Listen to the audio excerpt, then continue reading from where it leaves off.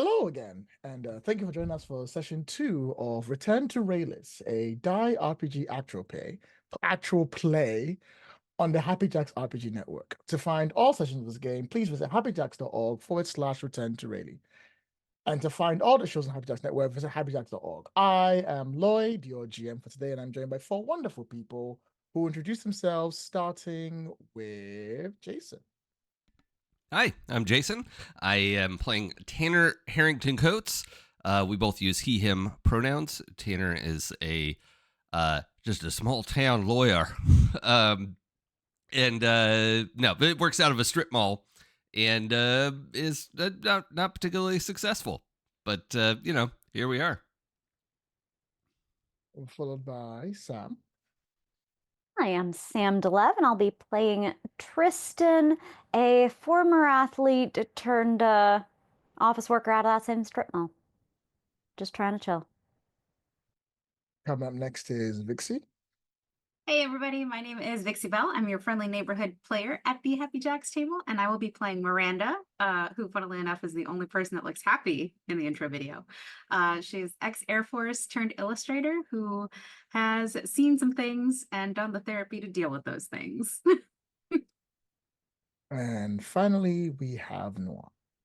Hi, I'm Noir. I'm playing Nathan, who is a hedge fund manager. He's doing pretty well in life. He doesn't need to look happy. He is happy. I assure you. All right. As we start today, we will begin with a short intro. Noir, the floor is yours. Please continue. Yeah, I think we find Nathan having just wrapped up all of his morning rituals. He just gets up, has breakfast, gets dressed, has an assistant kind of read off all the things that he has to do for the day.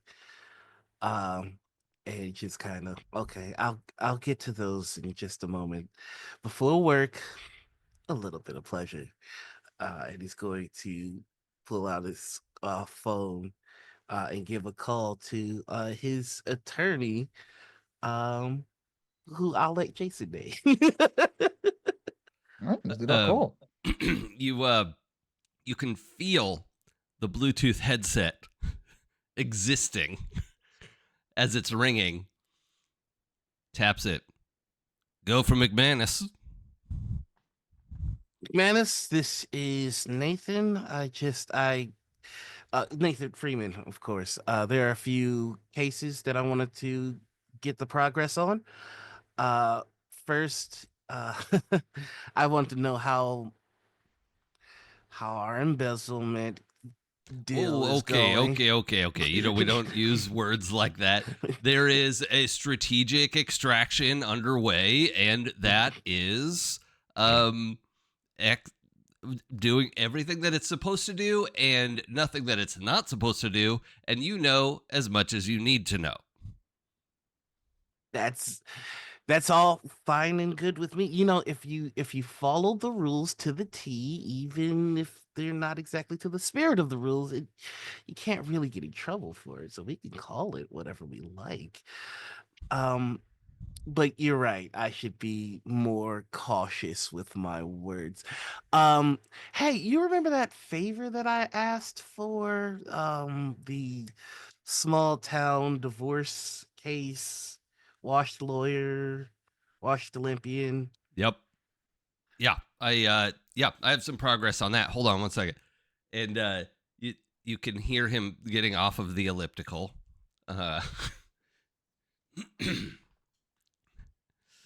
In his office, flipping some pages. What's that? I'm just laughing at him having an elliptical in his office. That was the douchiest thing I could think of. So flips through some pages, says, okay, my notes say she wins, he loses. That's what was the sort of top line? Yes. Well, there are a few caveats. One, this can never be drawn back to me, of course. Which reminds me, Alice, could you send Tanner a concerned email just to check up on him? um, two, I I don't want him to have nothing. I want him to have next to nothing. Oh yeah, that's better. That'll like remind him how much he could have had.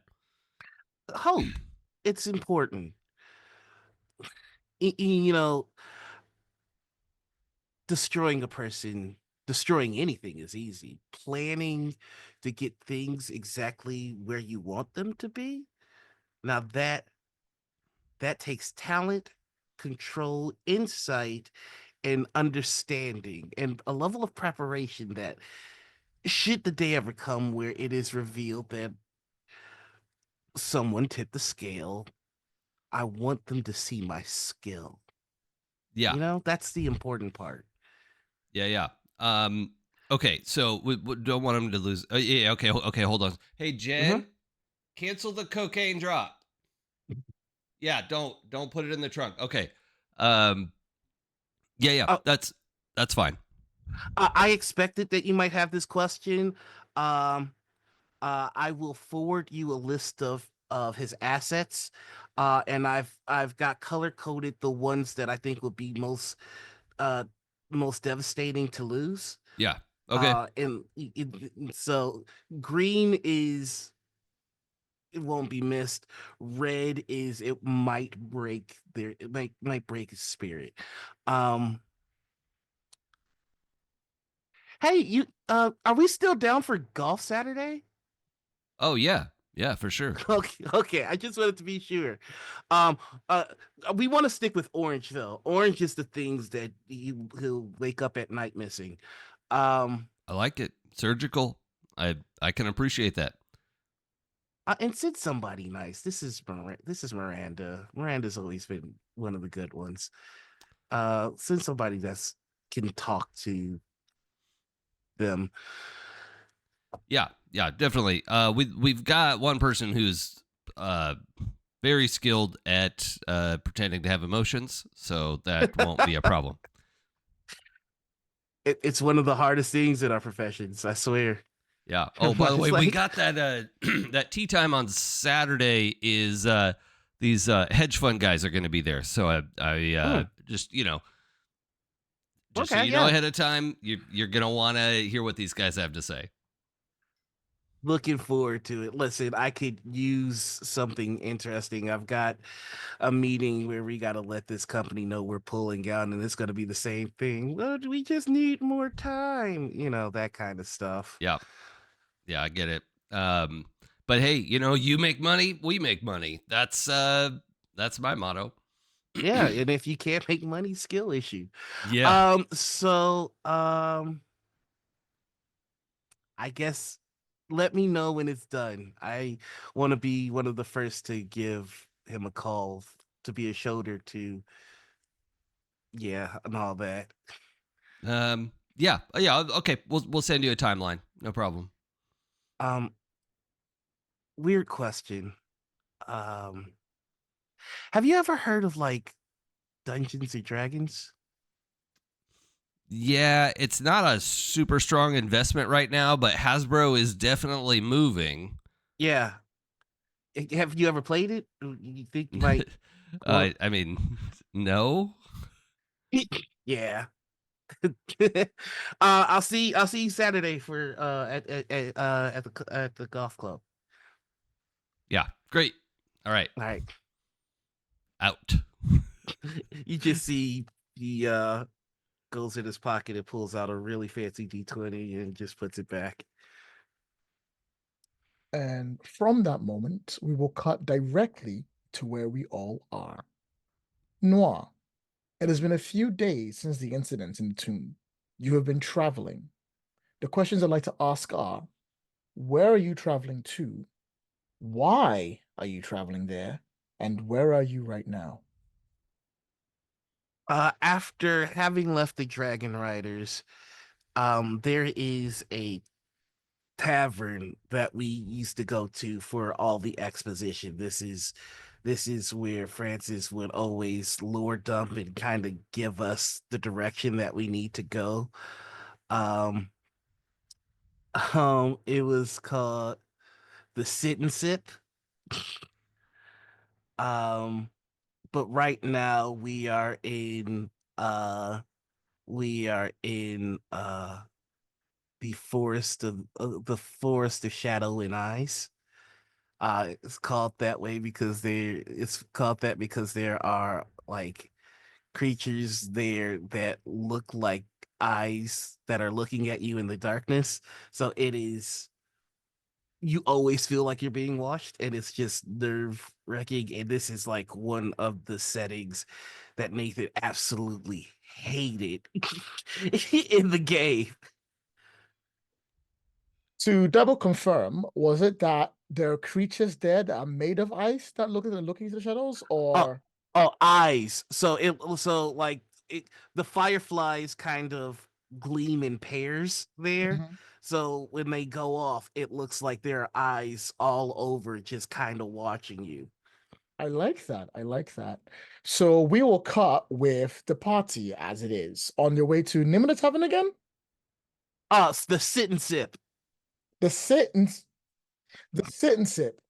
I think Francis named it that out of frustration because like we kept doing stuff. He's like, just sit and sit, and then we ended up calling it that. Sounds good to me. So we start with a lovely pan shot of from above of your small little encampment. This is the third night you've had to stay in the forest of shadow and ice. And however you make your encampment is up to you. Why don't y'all tell me what it is you do when the camera pans to you in your Paragonian form for the first time this episode? You say we're camping or we're at the bar? You're camping. You're just Oh, about to close up camp and start heading out. So you're okay. like at the end of it, like the day's coming up, the sun is rising, you're closing up camp. It's been a few days. You're a little tired, you might be a little bit more irritated, but you're getting used to it. And this is you us coming up and seeing what you're like after a few days of being in here, camping where you are. Hmm.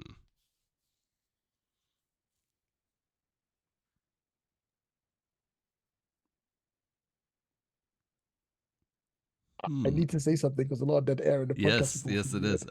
Sorry, I I gotta say think something. I think Nathan's gonna go. We probably shouldn't stop. We could just power through. I mean, this place gives me the wigs. I don't like it here. And can we even starve? I don't know that there's a starving or insomniac mechanic in the game. So have we tested I just mean, staying up? I let's assume that we're people and we need rest and food. Hold on a minute. We do take levels of exhaustion if we don't sleep. Francis stated that. I wrote it down. I had it in my notes. Right. Yep. So I don't recommend not getting sleep. The food thing and the the weight of stuff, I don't think Francis cared about that much. It was like, because he was like, I don't do that, the whole pounds thing's too much math or whatever. But the food thing was really only if, I don't know, like we were at a tavern or something. So are we tethered to the rules or to the rules that Francis remembered to enforce? Because I can recall at least 3 times where a certain someone should have got levels of exhaustion and they didn't. So, Hell if I know. I'm just telling you what I had in my notes. well, I'm just saying that maybe we might want to experiment a little bit. It's all. I mean, sorry, this place is starting to get to me. Uh, Miranda, you're absolutely right. It might be reckless. But we've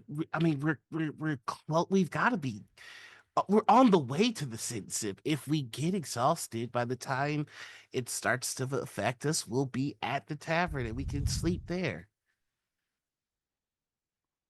I mean, Why are you in such a rush?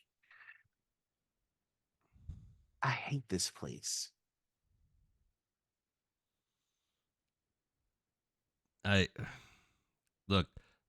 There's so much we don't know. I kind of want to play it safe. You know, I don't want to be on the edge of suddenly being fatigued and needing rest, and then it turns out we're a whole other day away from where we're going or something, you know? Has anyone seen Tristan? Tristan is lying back at this campsite that they were in charge of tearing down, and at you should really have started to work on this project o'clock.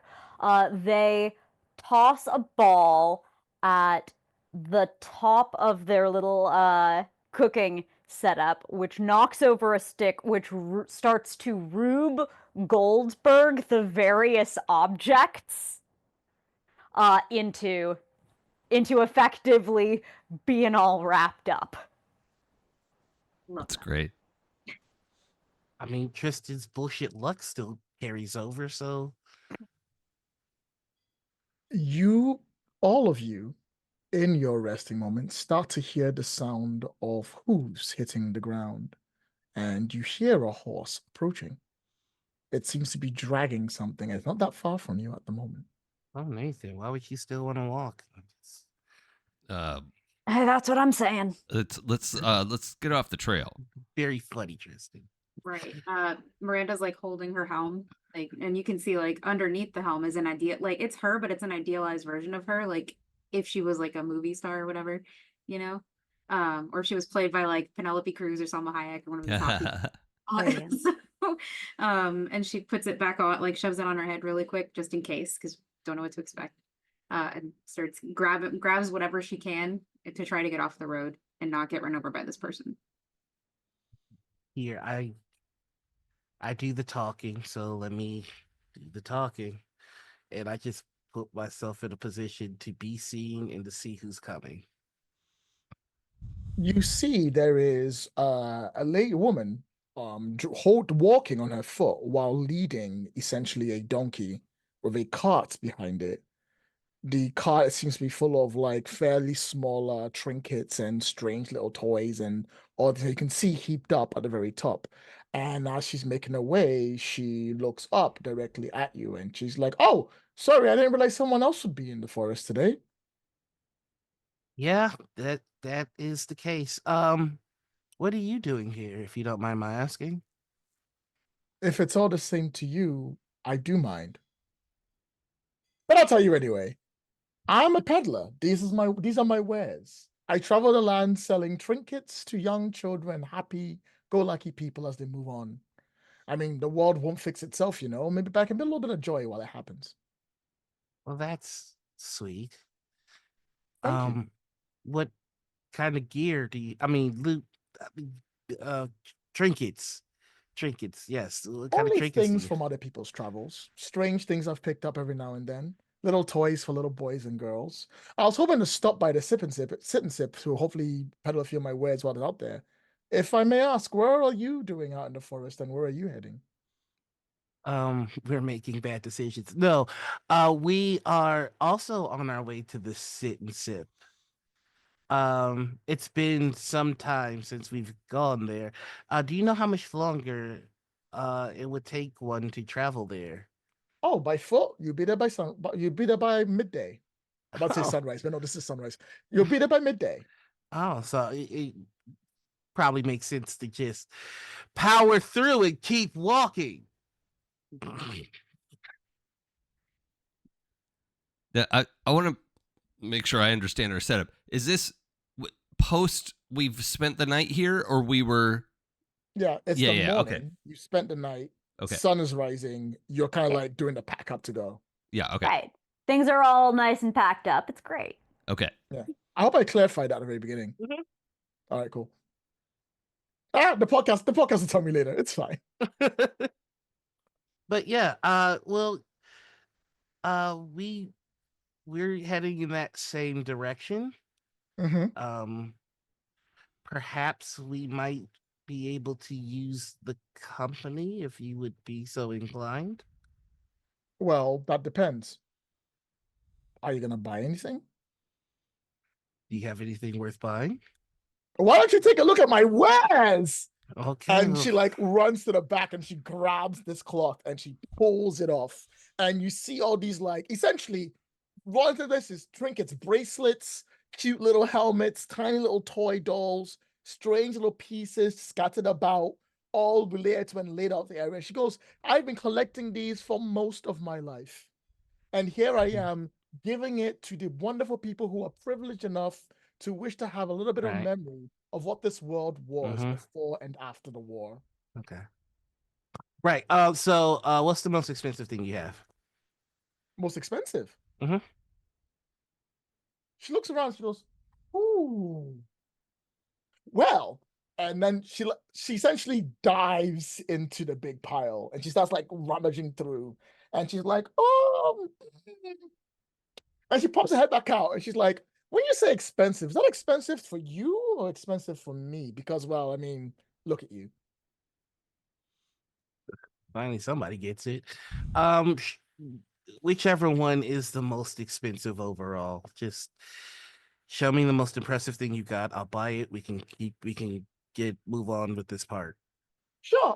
In that case, how about this jeweled crown, laden with pure diamonds on one side, pure jade on the other, to establish the connection between both the archmages and the wizards into one final area, won by the crown of the real true king himself.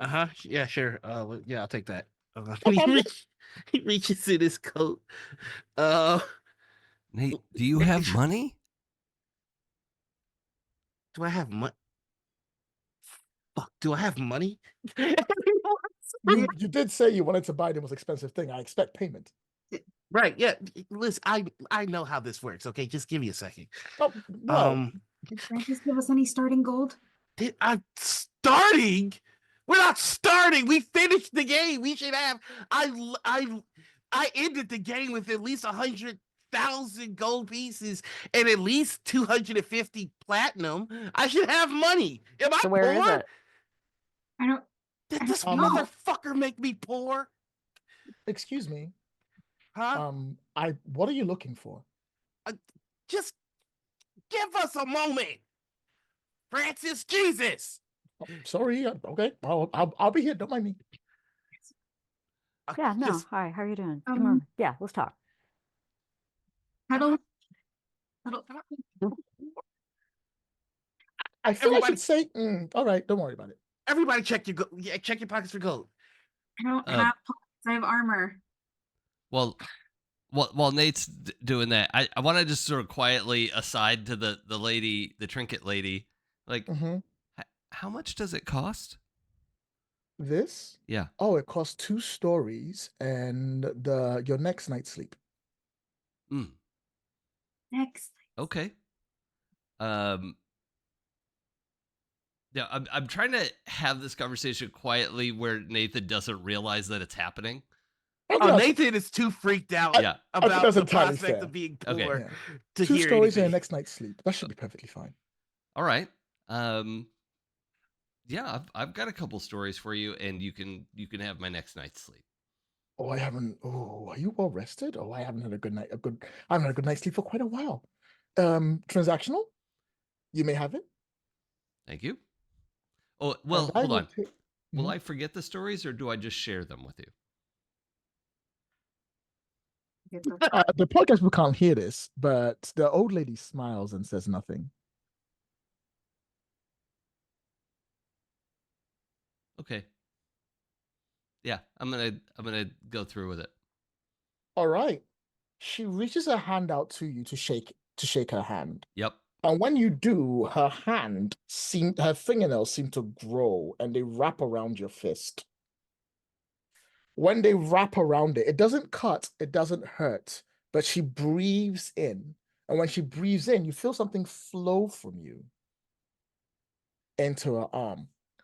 What stories are you going to give up about your real life to get this crown? Going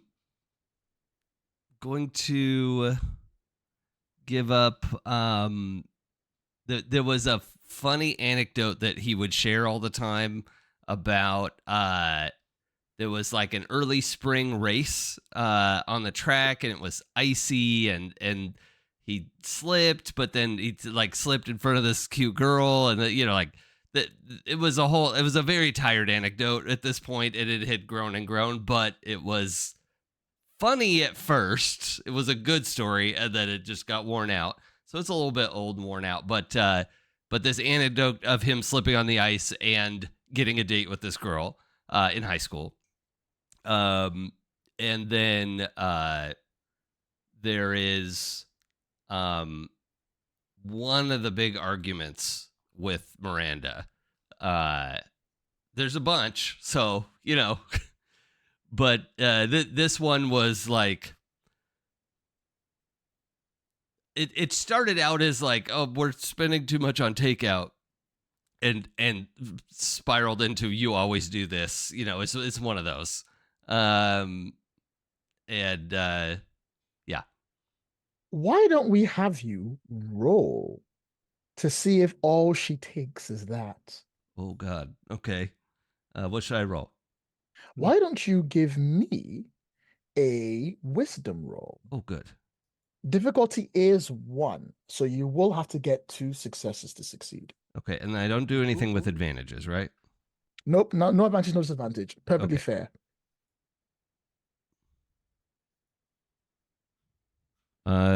3, 4, That is 5. 2. Yep, you are all good. That is all she takes from you. She also takes next night's sleep from you. If you sleep during the next day, you will not get any sleep at all. You will stay wide awake no matter what. Okay. And when she takes it in, she goes, and the crown is yours. Wait, what? Thank you. Absolute pleasure doing business. And as she does, she like reaches behind her, and she has a vial, and you see it swirling with a strange, odd color. And she like tips it in one and goes, feels good. Thank you.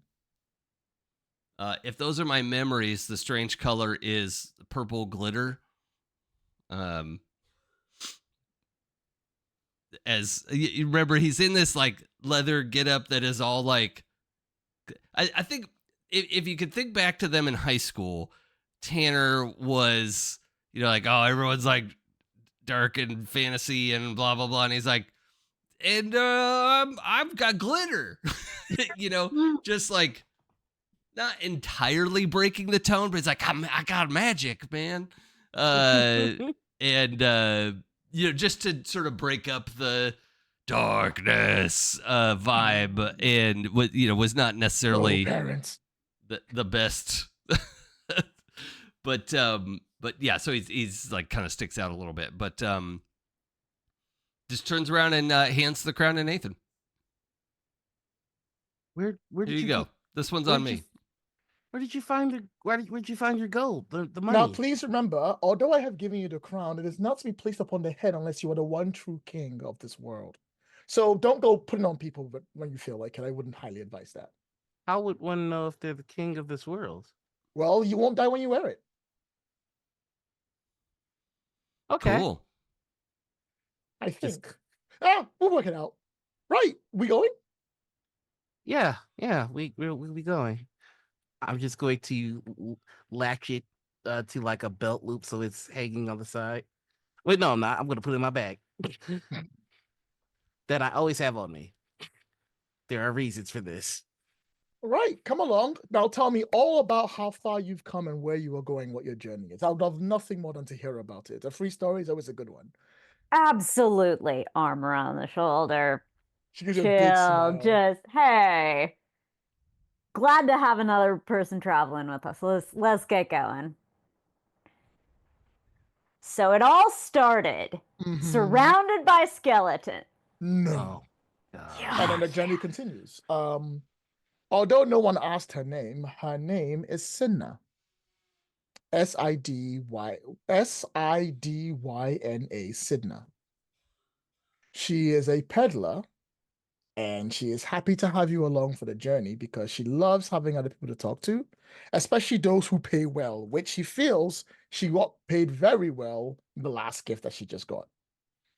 She's happy to answer any of your questions on the way. So we're gonna now play the journey. It is a whole day of journeying, so like there's a few words here and there. I'm assuming you have questions for her and what you wanted to know. Oh, well, so out of character, is there is the cart all like sort of trinkets, jewels, doodads, toys, or are there also practical things as well? There's also practical things like there's like a bundle of arrows, there's like tin, there is a Game Boy Advance, there is Demi Moore's acting career, there's a whole bunch of other stuff in there that's just lying around. Pokemon Red. I was wondering where that went. Okay, so I'm looking for let's see, yeah, I have this whole vibe of the like urbane street magician thing, and I remember my character was able to do card tricks, and I'm looking to see if she has a deck of cards. So she's covered up her trinkets. Oh, so unless you ask her, yeah, I'll just there yourself. Or which one? I'll go up next to her and Tristan, and can I just say somehow I know her name, even though we forgot to ask this interaction. Oh, you know what? Yes, I will give you her name. Which name do you want? Sidina?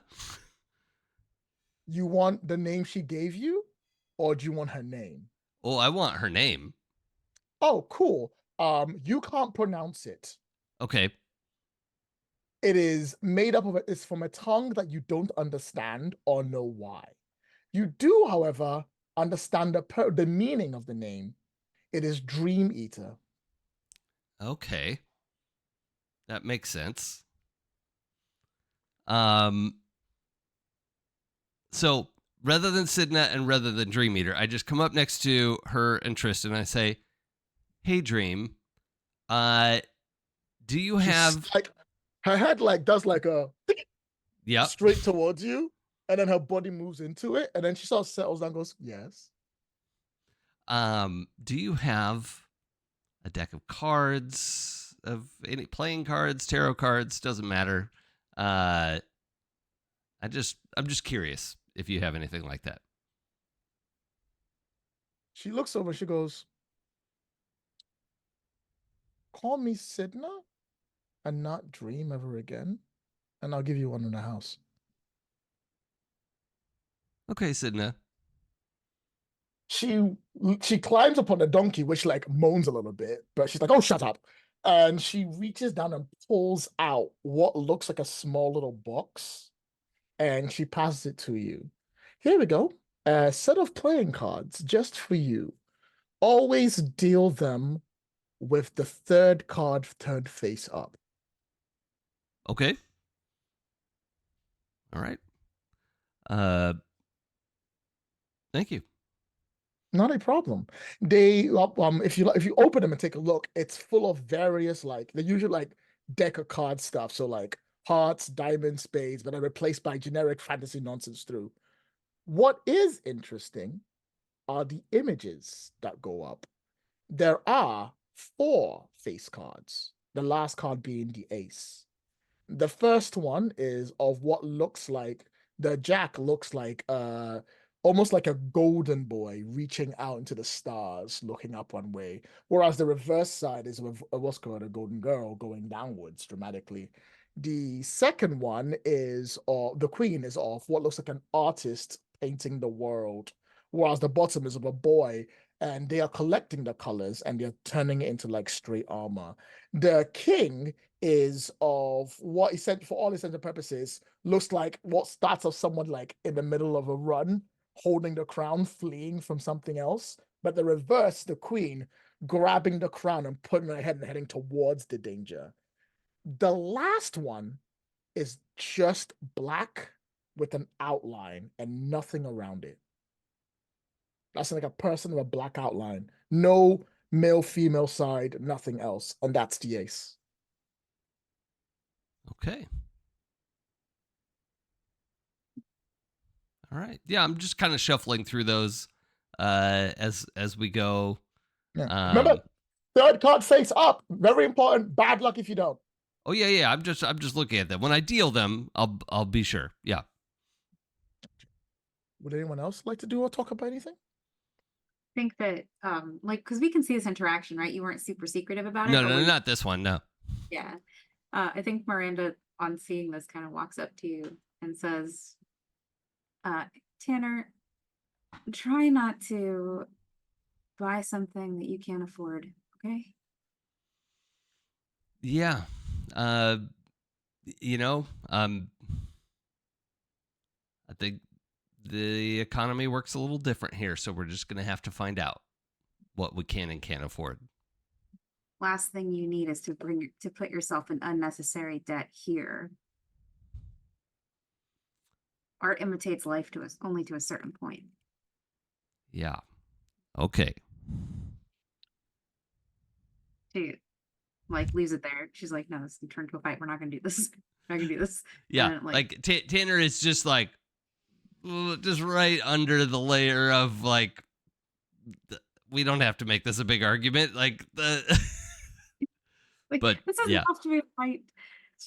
Miranda's just looking out, like in her mind, she's looking out for him, but it's because of the tension. It's not. Yeah. There's a bit where Sidna looks at both of you and goes, "Oh, I." Right. So, about this crown, when somebody puts it on their head, do they immediately die if they're not the king? And if they are the king, can it be snatched off of their head? Well, they'll either gain infinite power and be able to wield the universe as they see fit, or they'll die a horrible death depending on how the crown feels. Or it'll do absolutely nothing. I'm not sure about that middle one. Definitely one of the other two, definitely 100%. You should test it out. Wait, Don't you Nathan, think you're you're not worthy gonna. enough to be a king? Nathan, don't put that on your head. Why? Because didn't you watch Aladdin? You could die. Scar got all the power of the genie and everything that came with it, which wasn't all that great. Yeah, but this is a king and not a genie. To be fair, I mean, the only way to find out if it works on us is if you put it on. Would it work on you? Oh, no, I don't do crowns. Sorry. You sure? Have you seen my hair? Out of character, is Tanner aware that he gave up 2 memories, but not what they are? No, I think Tanner is definitely aware of, you made the check. So I think you filled the holes of the Right. memories. And I But you don't remember don't the remember what they price mean. was 2 stories and something is missing. And yeah, Yeah. okay.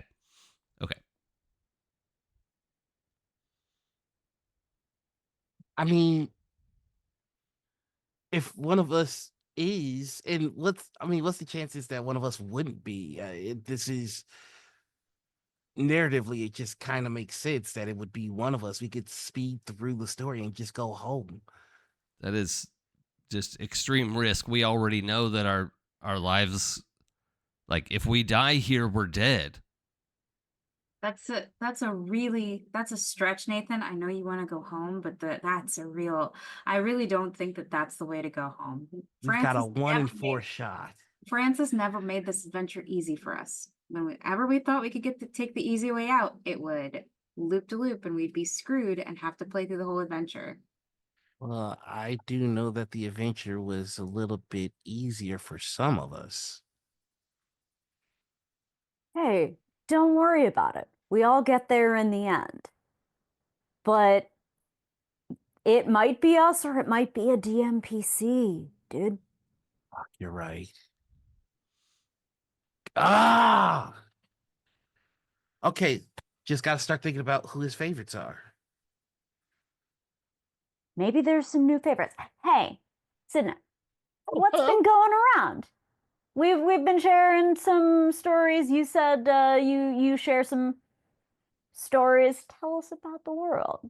Oh, well, let's start from where it began.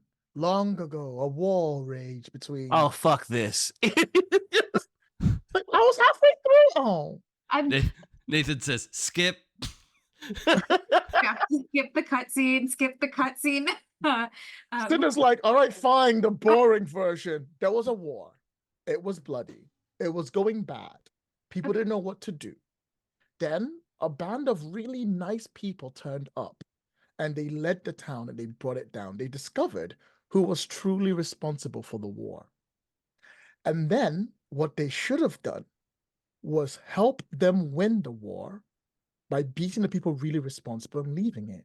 But the problem is, even when you removed the people responsible, it didn't stop the other two sides from fighting. So they had an uneven truce. And then that uneven truce boiled and settled down, and anger started to build up again, and things started to rise. And we thought, well, it's okay, heroes will turn up again and save the day. But they didn't. Instead of the fighting going past back into combat again with each other, the groups destroyed themselves. And then no one was leading our world anymore. Now this world goes without a ruler, without a king, without a force, without a faction that can save it. The dragon riders are all gone. The archmages no longer rule up. The sorcerers have disappeared. Who knows what happened to the wizards? There is no one in charge, and no one has been able to take the stand to make this place mean something for 1,000 years. But we've got the key right here, and he holds the crown. Which is The good. problem is, many people say they deserve the crown, but are they strong enough to wield it? This land is one without a leader. This land is one without hope. And all we need is someone fit, strong, powerful, and probably ballsy enough to take the stand. Either that or we wait for the heroes to come back and fix everything. Can this place not do anything without being babysat? What? Hey, don't look at me. I'm just a peddler. What do you know about these heroes? Well, I know that, well, they were gallant, they were brave, they were smart, Yeah. and they were beautiful. Which one was the smartest? I mean, I think That's we all the know. thing. We don't know. At least, not since dreams went away. Dreams? Oh, no one here dreams anymore. Huh. Apparently, some horrible curse laid on by the heroes before they left. One last hurrah to help it out. But without them around, we can't dream. Yeah, that's called writer's block. Sorry. Without it, nothing else means real. So we just get by the best we can. Dreams are a very expensive commodity. I wouldn't give mine up for anything, much less of a crown. That's a shame. That's what has become of this world. Well, either way, we still survive and we still get through somehow. As long as you understand that losing something doesn't mean it's gone forever. Just means you have to do it out. And speaking of doing without, there it is. Pub's waiting for you. Good old sit and sip. Cool. She points out to the pub that you see, the building that would hold the tavern. It's situated like in what looks like a crossroads of the forest of Shadow and Ice. And one second, I'm gonna call. I tried to move my microphone, didn't work. It's all right.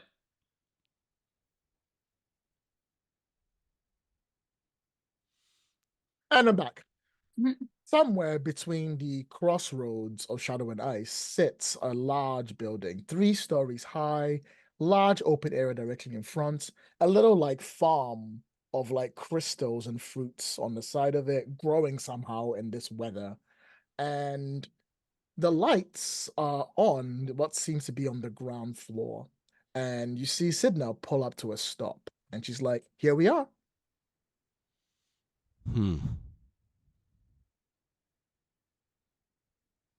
Wow. Well, normally this would be the part where I go inside, proclaim my name, state my business, make a bit of money, and also something else, and then I leave. But I've received enough payments to not have to continue in this path for a while. So I may leave this to you. Hey, we can Okay. proclaim the heck out of our names. You should. Go in Yeah. there and live your dreams. They do. Yeah. They right on in. Just Business practically education? with the spirit of kicking in the door, but not actually. That feels disrespectful. Yeah. She looks at the rest of you and she goes, "Well, are you gonna let her go? Let them go on their own?" No. No. Tanner seems a little out of sorts still. But You all should head inside. I'm gonna go see about finding any kind of law enforcement to see if there are any job bulletins that they might need. You know, the normal spiel. Don't off yourself by trying to put on the crown. I'm not gonna put on the crown. I promise.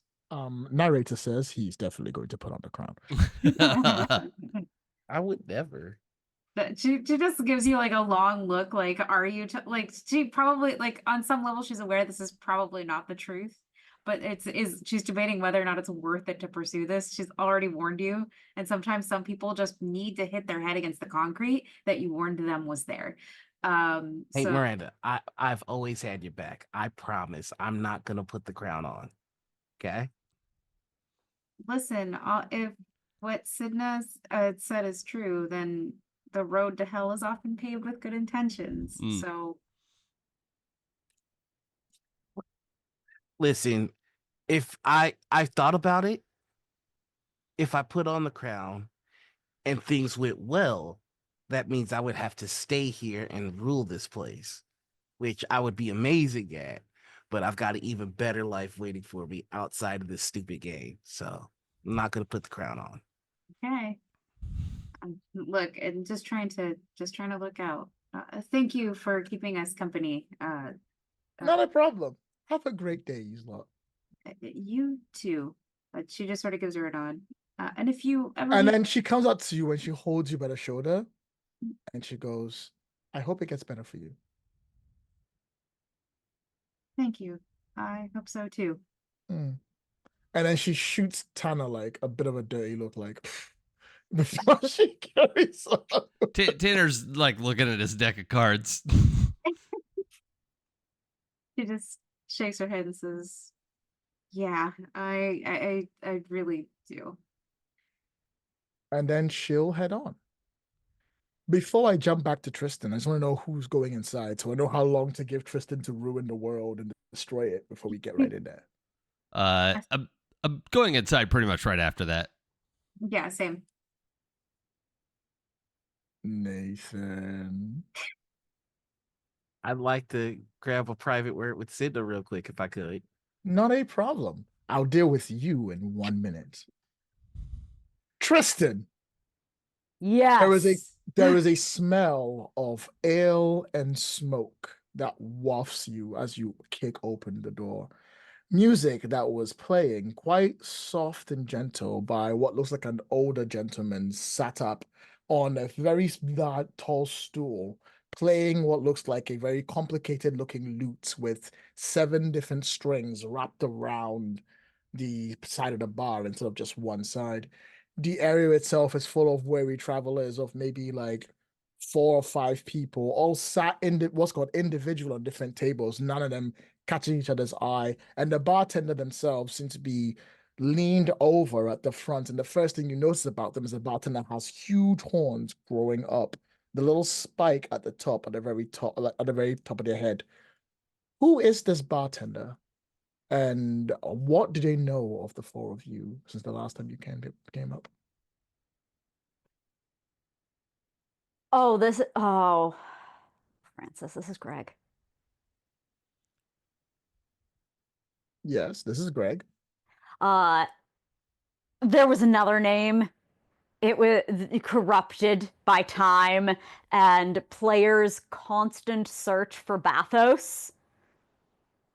And so he's Greg.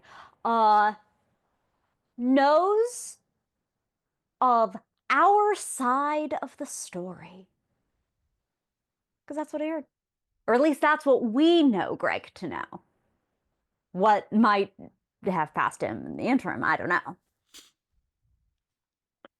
Is Greg happy or sad or angry to see you? I open that question to the group in case someone ruined the bar. Or took all the money from the bar. So here's the I was picturing Tanner. Sorry, Nathan could be Nathan. Tanner is that entertainer bard type, and the bard cleric, right? That's and I think maybe we are well remembered. Like it was. Were known for rowdy parties, but they were parties where people were buying drinks and singing and having a good time and staying late and, buying late night food and then more drinks. And, yeah, I mean, how about that as a vibe? All right. Makes sense. Makes sense. I can respect that. But does that mean that they're happy to see you or angry to see you or sad to see you? I would think happy. In which case, they look up and you see that the Greg that you're seeing is sort of pseudo what you imagined Francis to be describing them as. Big man, huge horn on their head that runs up in little curls, almost like a Star Wars. What's her name? My brain just went dead. Leia style corn rolls Oh, yeah. Okay. rolling up that side to the side of his head. Like Wearing an apron that says kiss the bartender on the top. And as they look up and they see you, there's a Hello, townies and travelers. It is I, Tristan the Cool. The bar itself goes dead. Everyone else turns towards you. They look a little confused. And then Greg goes, "You heard them. It's Tristan the Cool. Chip, chip. Hooray! Chip, chip. Hooray! One more time. Hip, hip. Hooray!" And they all start like laughing and like they don't know why they're saying hooray or stuff. And like, come on in, Tristan. Oh, you are everything I could ever hope from you. My main Greg, how are you? I am better now that you are here, joining us once again in the Forest of Shadow and Ice. How long has it been? So many years. I can't even remember. So many. Can't even count them. It is good to see you. Hey. And you, how you been? What's happening? Tell me everything. My buds all outside. They're going to be coming in soon for the latest stories. Well, you know what? For you, it's on the house. Let me get these drinks. I haven't charged anyone in 500 years, to be fair. You've always been too good. You've always been too good, Greg. Like, we all say that. He moves on. He starts sliding the beers onto the table. He seemed like starts to like pour some extra just in case the people are coming and they're like, what do y'all still have the same favorites? I really ought to let them say. Sometimes the more things. Yes. Yeah, go for it. You know what? Yeah. All right, and they pour everyone a nice little drink at the same time as Tanner and Miranda walk in. And like, more guests, come on over. Let's see, what drink would high school Tanner have wanted? Yeah,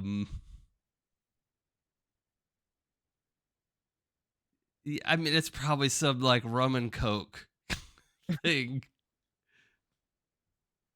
We'll start out calling it rum and Coke, so it's supposed to be exotic in some kind of way. Yeah, but it's really just Bacardi and fucking Coke, whatever. Yeah, and Francis is like, they have mead and they have ale, and I'm like, I want a rum and Coke. How about you, Miranda?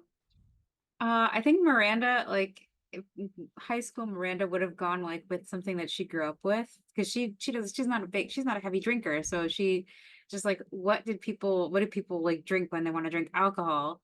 Because I think in her brain she didn't fathom that she could like order a mocktail or just have water. This is adventuring. We're supposed to drink. And so she's like, so I think she ends up with a michelada.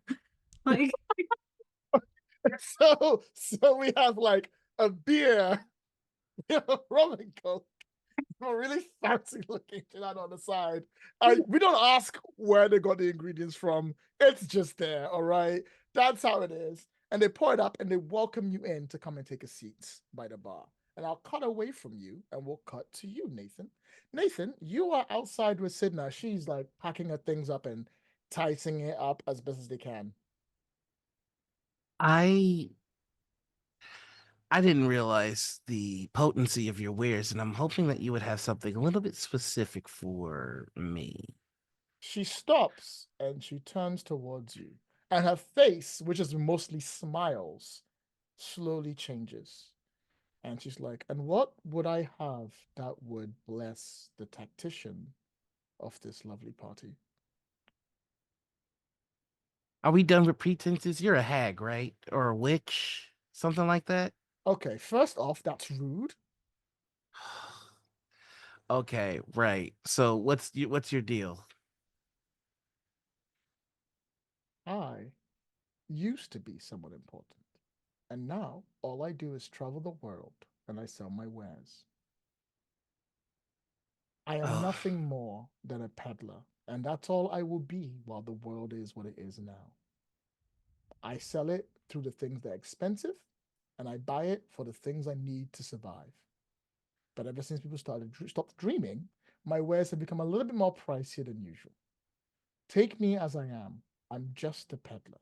And if you're looking for something a bit more potent, it will cost you. right. Leave it to Francis to monologue. All right, I control people. I need to do that better. Well, what can I help you with that? I'm not sure how it works just yet. I sometimes I just get this bubbling in my stomach, and I get frustrated that people aren't moving, and then I close my eyes, and it's almost like I can make the move, and I need to get better control of that. It sounds to me that there is a word that someone wants to use that really emphasizes what I'm looking for here. I'm not sure if it applies. It is one of your heroic words. Skill issue? Not to worry though. I may not be able to give you control, but I can give you leeway. She reaches down and she pulls out something, and it's a very, very tiny looking vial. And she pulls this up and she should like look at it, and she takes a deep breath. And when she takes a deep breath, you hear what sounds like a coin drop somewhere. Like it's in the distance from out of nowhere. Just hear a coin drop somewhere. And then she breathes out and she's like, your power, it seems, is based on how much you wish people to fear you. And that is what controls how you control people. It is a powerful spell, but it's not exactly very fine. It does one thing and one thing only, and you can barely keep yourself up for it. And who knows what the consequences of your actions will be once you use it. With this, once after you drink this, you can control another emotion, any of your choice, but only once. For a moment where fear will not help you, this will do the job for you instead. Okay, now we're negotiating. I'm familiar with this. What's your opening bid? Where are we starting? She takes the vial and she puts it like in her like in what looks like a small pocket on her side, and she taps it and she says, "I just need your word."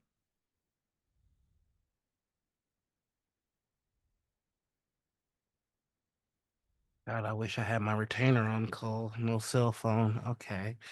Now that's very broad, so let's discuss what that means. No, I mean, you have the power to control people by your words. I just want your word for one instance. And then she pulls out a different bottle in this.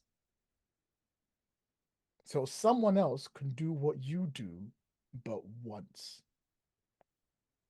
Okay, now we're getting somewhere. I have stipulations. It can't be me. They No, can't do it to me. no, no, no, no, no, no, no, no, no. That's not negotiable. I have to sell this the possible best way possible. It has to have free control.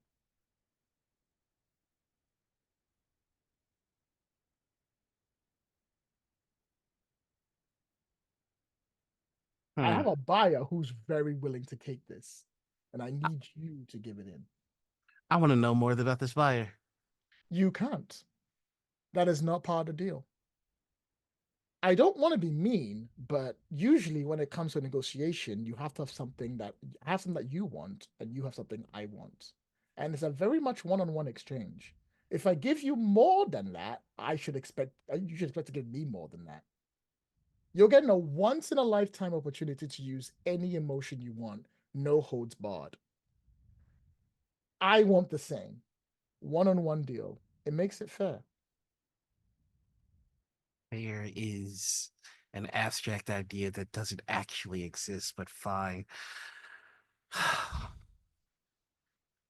Any emotion that I want. Any emotion of your choice. Imagine the possibilities. But then to have someone able to take away my agency, my thoughts, disgusting. Well, we could always just call it a day and leave it at that. How do you feel about dragons? I'm not taking the horn. How did you know I had the horn? I'm a literal dream eater. What do you think? Take me as I am. I'm a simple peddler. Francis, get it together.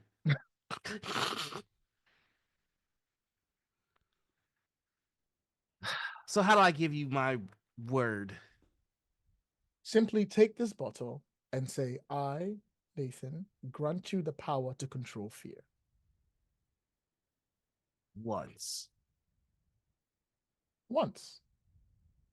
You don't have to add the once, but you can if you want. Give it to me. I, Nathan,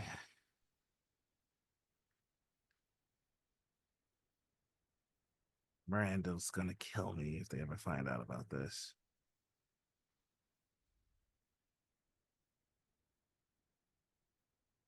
When it's used, it won't sound like me or be able to be traced back to me, will it?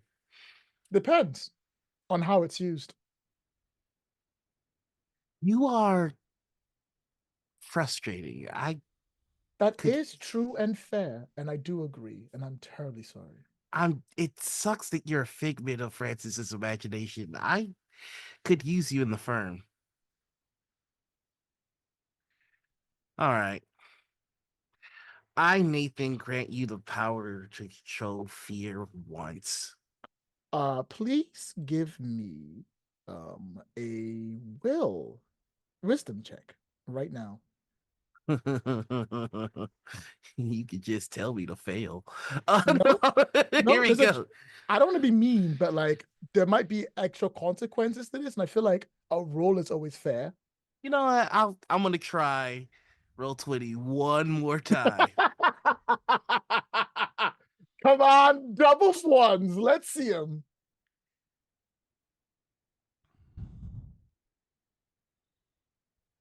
4 5. There is a moment where you feel something leave you and enter the bottle, but it's temporary. You feel it build back up, and there's no like delay directly through you. For the rest of this scene, you cannot use the voice.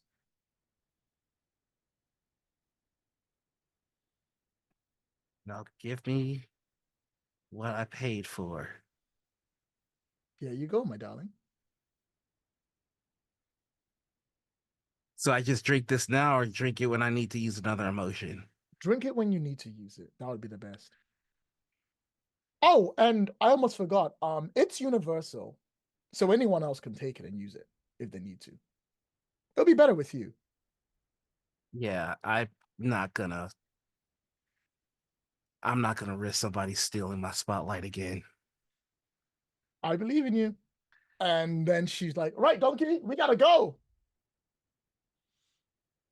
Give my love to the bartender Will in whatever do. state they're in.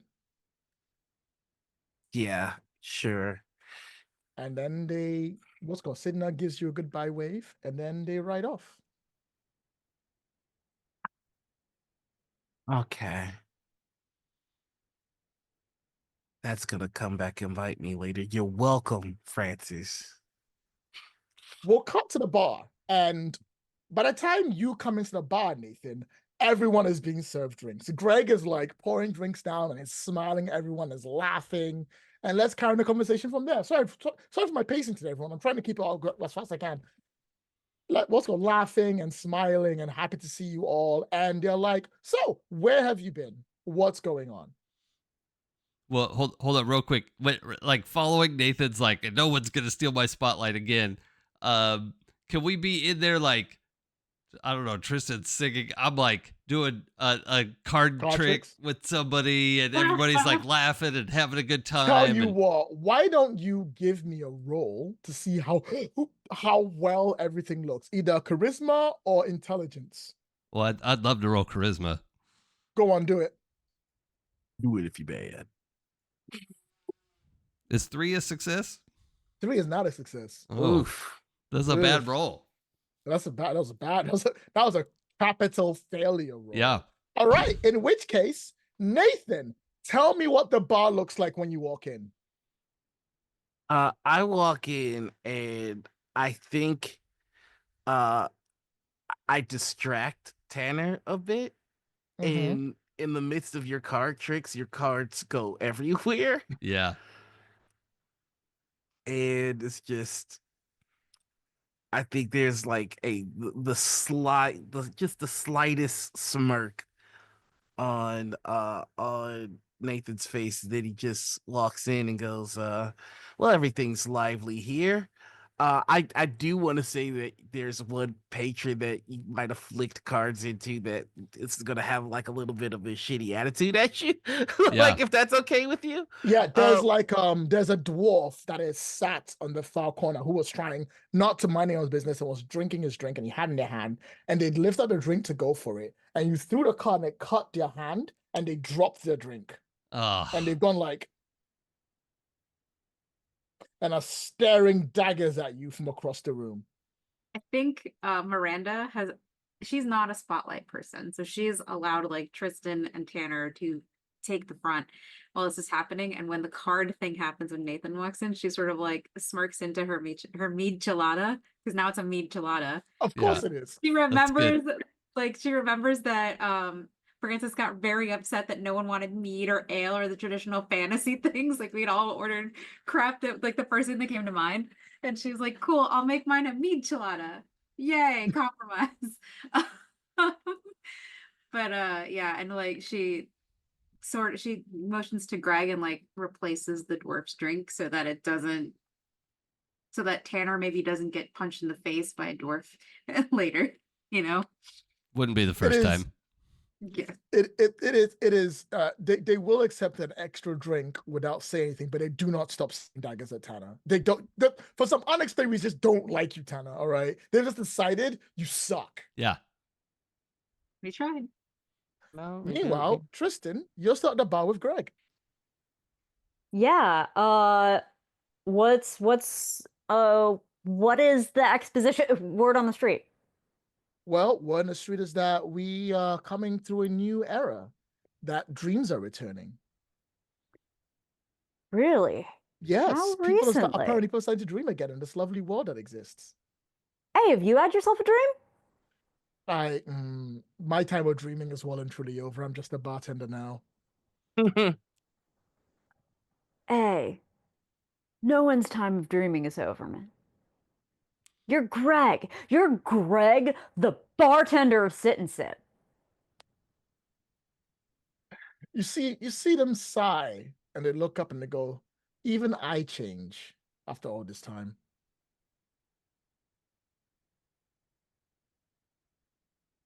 Yeah, you talk yourself down a lot, don't you? Only because I feel better when I have people like you to cheer me up. Otherwise, what's our friendship about, right? I gotta give you something to work on. Yeah. Hmm. Would you like rooms for the night? And I'm gonna look around, like sort of seeing my party vibe. If it's okay, like I think Nathan will walk over to you hearing this and go, "Yes, rooms for the night immediately. Thank you." Oh, well, I'm absolutely. I will give you the usual standard where it is one room with 4 beds, so it's the cheapest option that you can have, and you can all sleep in the bunks. There are no single bed rooms. Oh, I mean, there are single bedrooms, but you always tend to have like rooms together to save money. I'm pretty sure we're gonna want separate bedrooms. Oh, all right. That sounds fair. In that case, Oh. separate bedrooms for everyone. Hold on a minute. Nathan, did you ever figure out where you kept your coin? No, but I realized that I'm real convincing. So worst comes to worst, maybe we can negotiate. Just looks at you like, are you serious right now? Yeah, I just we could just maybe work out a deal. I mean, I'm sure we could arrange some kind of discount, but generally, even with a discount, things still cost coin, Nathan. How much coin would a single bedroom cost, Greg? Do you see Greg has been standing there looking at you all in this conversation and then turns their head slowly towards Tristan?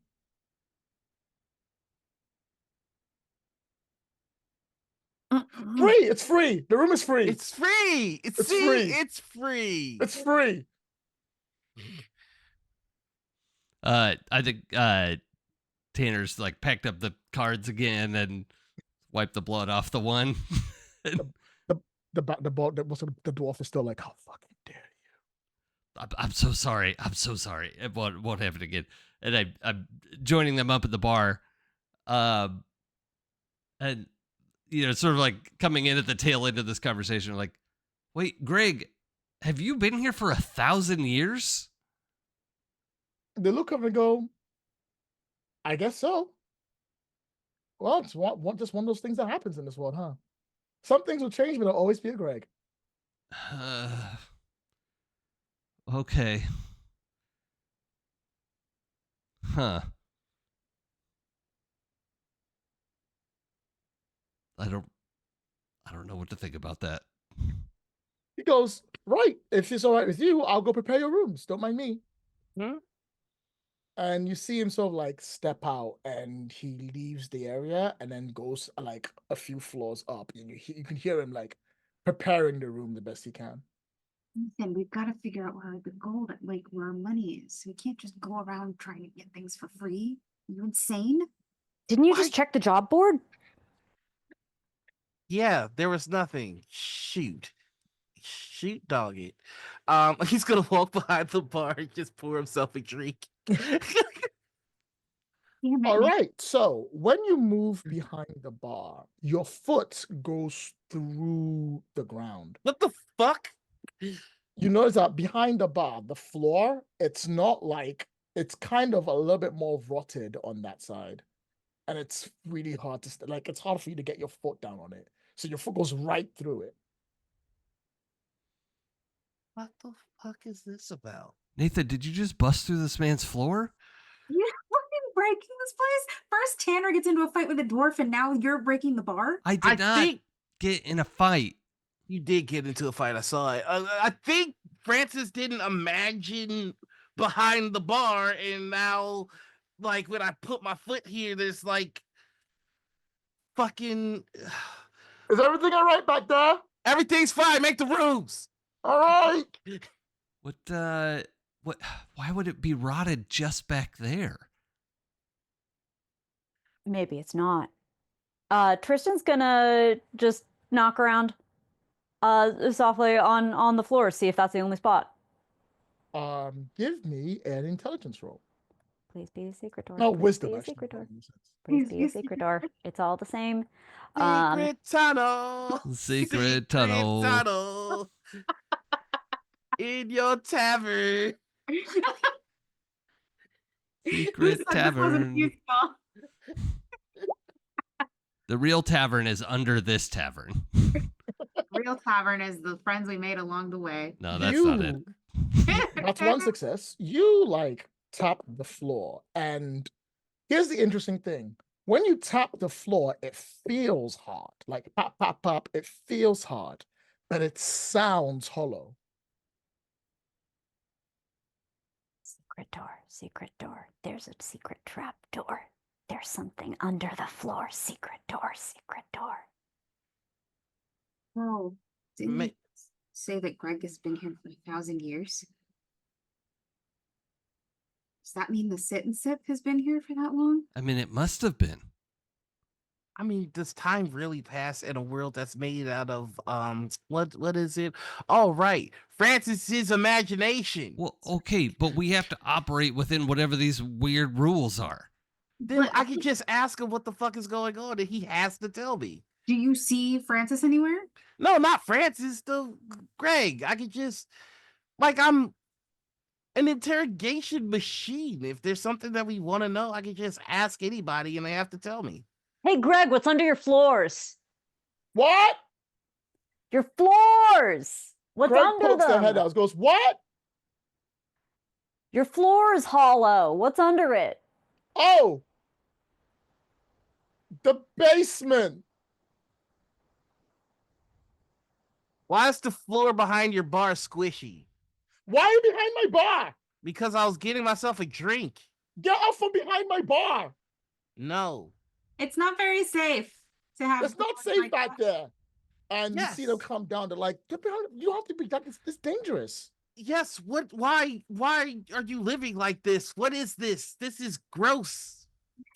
You see Greg take a look at it, and they're like, wow, you're right. That is gross. Have I been standing there the whole time? Yes. Oh my good lord. He pokes it with his foot, and he's like, oh, well, so much for that. I'll avoid that in the future. You still in your rooms? Yeah, and your finest elvish wine. Sure.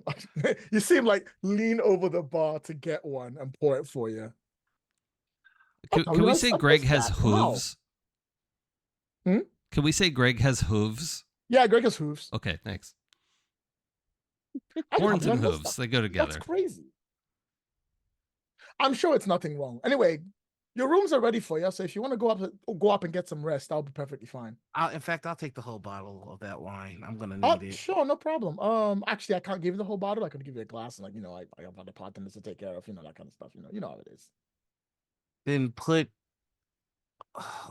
it into the biggest cup you have. Okay, please. sure, absolutely. Jeez, I'm sorry. He just passes it to you. Thank Hey. you. Out of just idle interest, Mm-hmm. if I poke my head out the door and look down the street, how many flyers are on the job board? You poke your head out and you look out to the job board on the street, and you see that there are about 4 flyers on the board that you can see from here. But the reason why you definitely know there's 4 is that as you look at them, they look worn out and tattered. Like they're like little pieces of paper that are just fluttering in the wind. All right, They I'm look going over to there. my room. They look over their other shoulder. They're gonna sneak on down to the job board, take a look at the jobs that Nathan looked at. Definitely right. for sure. Tristan, when you head over to the job board and you take a look at the job board, you notice that there are 4 pieces of paper that have been stuck on there, and they're fluttering. There is no text on any of them. They all look like they've been bleached by the sun or something else, and there's barely any paper left on any of them going onwards. You will, however, notice there's one that has some sort of text barely written on, like very, very little text written on it in a sort of way. And it says it is a notice for the demolition of the Sit and Sip pub.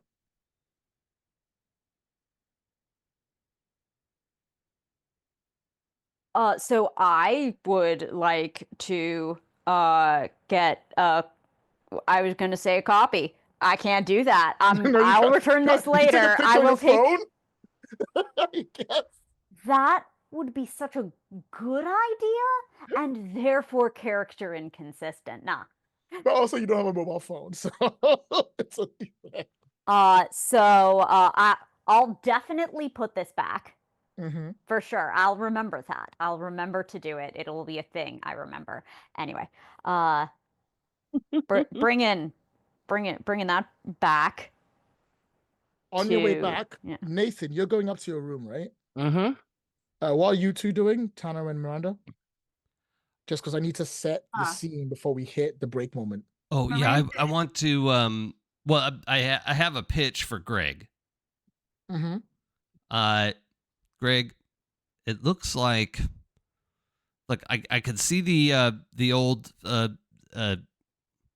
sigil to Dio, but it looks like maybe it's been worn down. Maybe it hasn't had a recharge in a while, and maybe that would help. You know, the rot and the whatever else. Like, would you like me to sort of re-up your subscription? Absolutely. Dio? Yeah, sure. I mean, I'd love you to. I Okay. guess I really haven't been keeping track of that recently. Well, and I consecrate. forget That's the word I wanted. Reconsecrate. I think that was the word. Certainly, go for it. Okay. Absolutely. Okay. Cool. So you're gonna try and reconsecrate the ground. Yeah. Nathan's heading up the stairs. Miranda, where are you going? Miranda is finishing her michelada. She's like, and when she's done with it, she puts it down and like starts kind of taking a really good look at the tavern, like really investigating, kind of looking at, because something clearly is off here.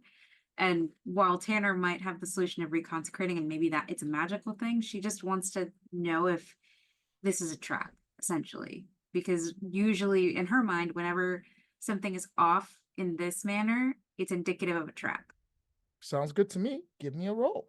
Okay. Give me a wisdom roll. And no, that's it. Just a wisdom roll. Just a wisdom roll. Basic everyday wisdom roll, baby. Just give me that dice. Okay. Let's see. Wisdom. Do I have anything that I can do? Nope. Okay. I believe. No advantages, correct? Yep, just a basic roll. It's a 3, 2, 3. All right. So you're gonna notice this as it happens. So you can't react to this just yet. Okay. So you're looking around the room and you are looking at the patrons, you're looking at the floors and everything else, and everything feels normal and fine. It's just when you look at everything else from the corner of your eye, the dwarf that was angry earlier and put their hand down isn't bleeding from any wound. The bar that you've been getting drinks at and getting drinks at Canvasses, the glasses that are there, all the ones that you haven't picked are covered in cobwebs. You look down at the bottle in your hand, the michelada in your hand, and you're like, you know this is drink and you've had it. But when you look at it again, the glass that comes in it is cracked all the way around. And once your perception corrects that, the water inside flows out. And as it flows out, it becomes nothing. Like it becomes like dust, like you've been drinking dust this whole time. You look up towards like the building itself, and now there's like two versions of it. One that is the building you see with everything there, and one where everything is broken down and rotten to the core. All the patrons' faces are sunken in and like completely like drained out in some kind of way, almost like ghoulish kind of features. And most importantly, Greg, who is standing there looking around, seems almost translucent. It's at this time. Sorry, Tristan, what were you doing before I continue? Oh, I was coming to take this notice back to my friends. Yeah. There we go. You walk in and you open up and you start walking towards everyone.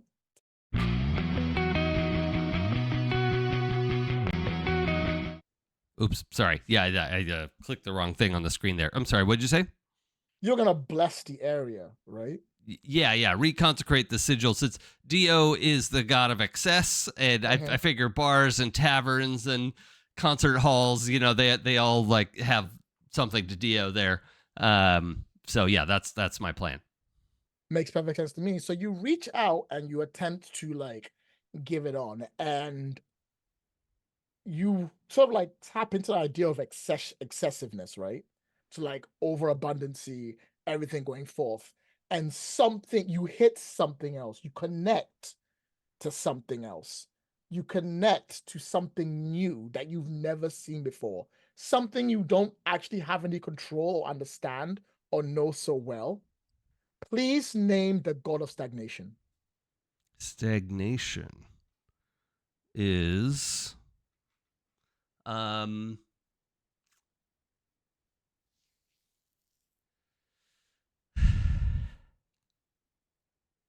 Lars. no, it's CAC. CACK.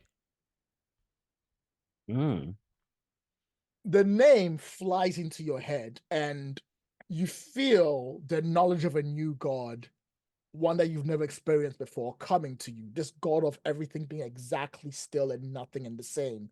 And as it hits you, the illusion breaks for everyone else. Nathan, you reach for a door that isn't there.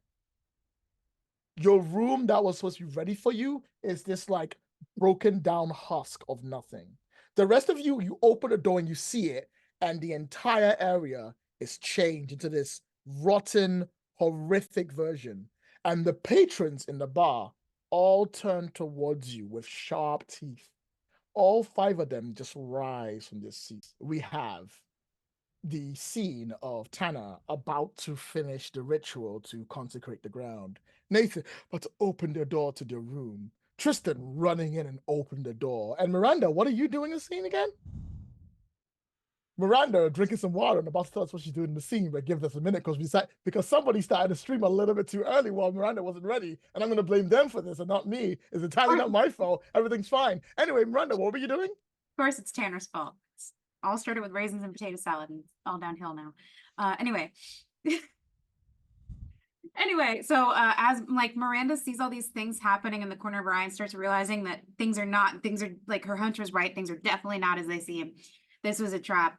She turns to see Tanner trying to consecrate this holy symbol, and she reaches out and goes, "Tanner, don't!" And like things in that sort of slow motion action movie style. No, like she's just a few seconds too late to stop the thing that's going to happen from actually happening. Yeah. So. All right. So with that, the world changes around you, and the entire inn becomes this horrible, rotten, archaic version of itself that you all now understand it's always supposed to have looked like.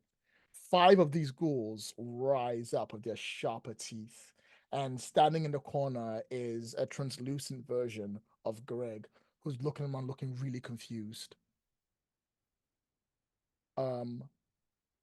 The enemy is gonna get initiative when this starts, and then I'm gonna kick out to everyone else. Oh.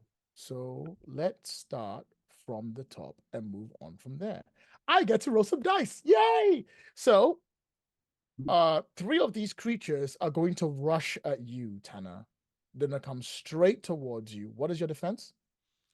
I don't have anything written there. Is Excellent. it just from gear? Yeah, it's just from gear. Yeah, I don't have any defensive gear.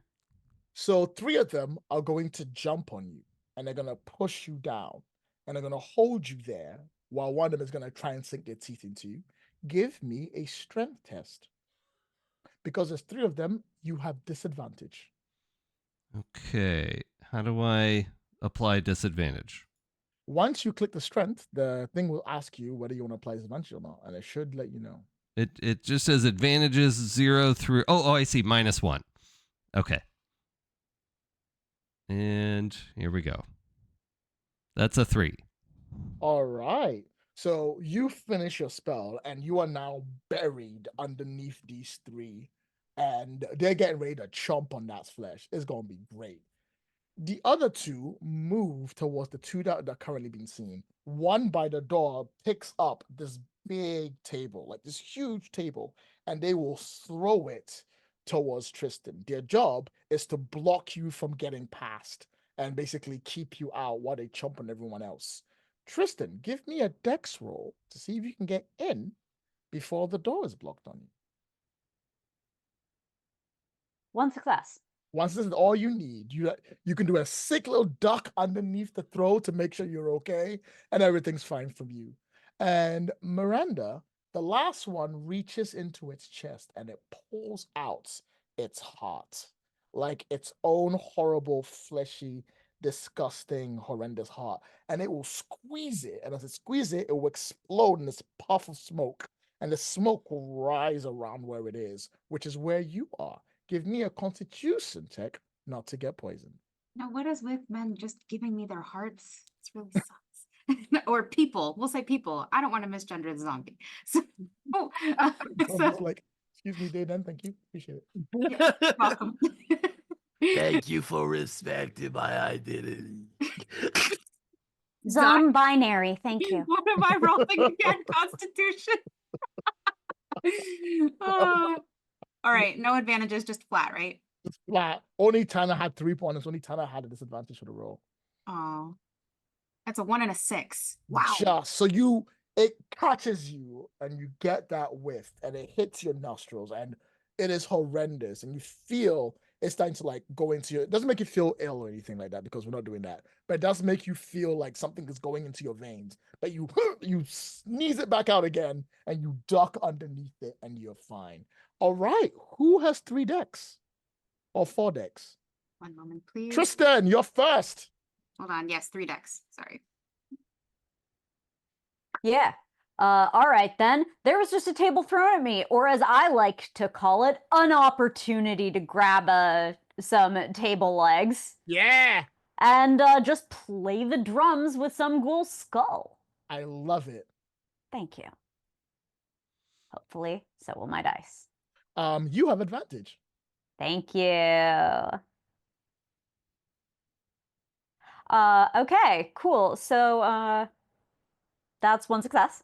1 success is still all right. It's still pretty good. You smack it, and it will bounce its head on like the broken bar, the bar of the bar itself, on the just bounce its head on it, and it'll look a little bit woozy, but it's still standing up currently. Miranda. Miranda like puffs out the smoke in a very badass way, like unsheathes her. Oh my god, I know what it's called. I know what things are called. My arcane weapon is the trident. Thank you, brain. Nice. So she unsheathes her trident and knocks her and gets her shield and is gonna attack the ghoul who tried to give her their heart. I like it. I like that. Hit it. Yes. So, oh my god, what do I can use my dex instead of strength for my weapons pool, right? Yes. Cool. So I'm gonna go ahead and do that. There's dex. Also, there's a thing I have called it is the not in the stats, it's the vent stance. She has the decapitation strike, which targets and attacks a single individual and ignores guard. So I would like to use that as well. Absolutely. Unfortunately, they have no guard. Oh, so it doesn't matter. Then never mind. Yeah. I'm not going to use that.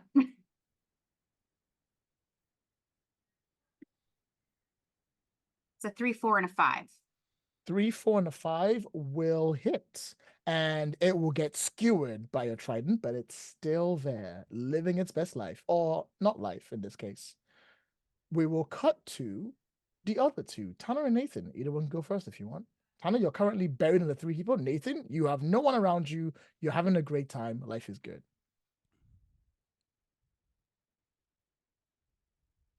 I'd like to check out what all the commotion is downstairs. Like, and I think as he comes downstairs, he's like, "This place is awful. I told you we shouldn't pay." And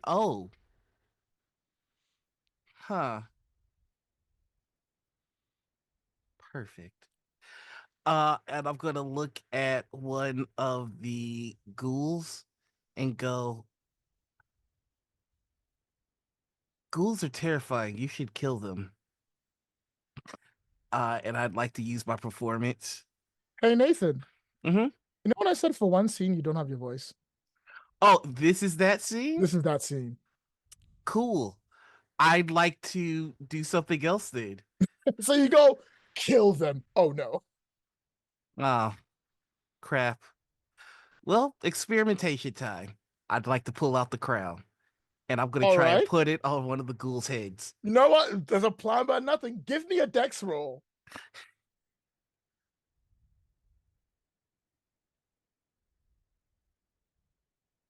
A 6 and a 2. All right. So whose ghoul are you going over to? I think the one that Miranda just skewered, like while they're being skewered, you're just gonna see Nathan just like blink, like right on this ghoul's head. So you take the crown and you put it on their head. And for a moment, nothing happens. They put the crown on their head and go, cool. And then they burst into flame. Nathan's just gonna go, 1, I said I wouldn't put it on my head. 2, I was right about all of this. And you see it now, it's now on fire and also still attacking. Working theory. And it's like running after you, running like full on speed after you while on fire. All right, that's you done. Tana, there's 3 monsters on you. One's about to eat your flesh. What are you gonna do about it? I'd like to ask Dio for help here. I think that's a good idea. I was trying to consecrate the place, but I would like to do the scripture horn blast. As the brass section in a ska song kicks in. That seems excessive. So yeah, I want to do horn blasts on these guys. All right. So what would it do once you do it? But what would it do? What would you want it to do? Yeah. Horn blast. To knock these guys off of me so I can get up. Sounds pretty good to me. Okay. So as always, I believe you know how to roll this. Yeah, wisdom plus the D12 with the difficulty of 0. If you succeed, scripture works as described in its entry. Okay. You get some debt. Wisdom. So unfortunately, you can't roll it together because the game isn't built that way, unfortunately. But yeah, roll your D6s, then roll the D12 for me. Okay, and then what? Is there an easy way to roll? I just have to go grab a die, right? Yeah, you can type /R1D12 if you want. That also works. Okay, I got a 1, 3, 4, 5. All right, so give me a second. I always have to remember how your powers specifically work. Now, with that, I think you can only blast off one of them. Yeah, it attacks a target within medium range. So gotcha. Yeah. You could have split hit multiple people, but you had to like roll more successes to do that, unfortunately. Yeah, okay. So you blast one, they go flying back, and they slam into the wall, which crumbles and shakes a little on the side of one, and they hit the ground. You've got one of you, the other 2 are still holding you where you are. Okay. It is now their turn. So let's start the one that's chasing Nathan. So it is flailing at you, trying to get you, and it's on fire. What is your plan to get away? My plan to get away is to jump on the other side of the bar for 2 reasons. 1, that puts a barrier in between me and them. And 2, because they're on fire, if there's still alcohol there, that is an accelerant that I can use as a weapon. All right, that sounds like a great idea. Let's do that. All right, it's gonna roll to try and get you. Okie dokie. I will give it disadvantage because it's on fire.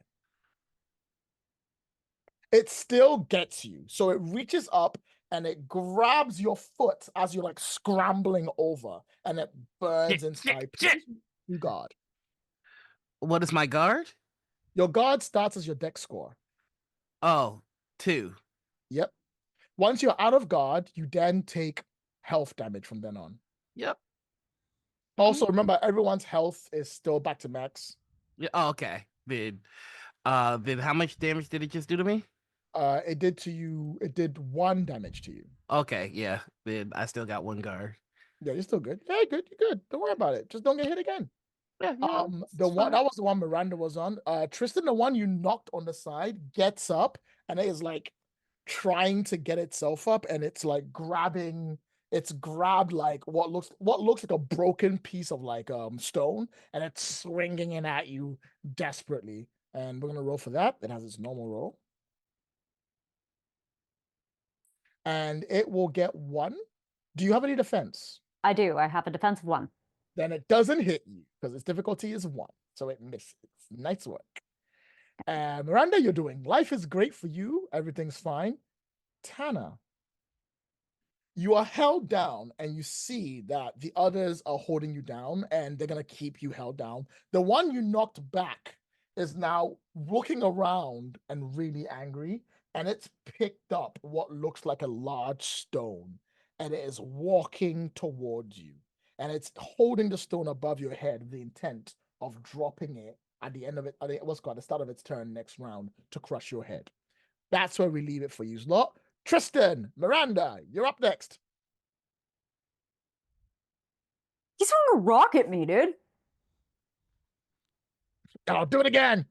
Not if I get you first. Oh.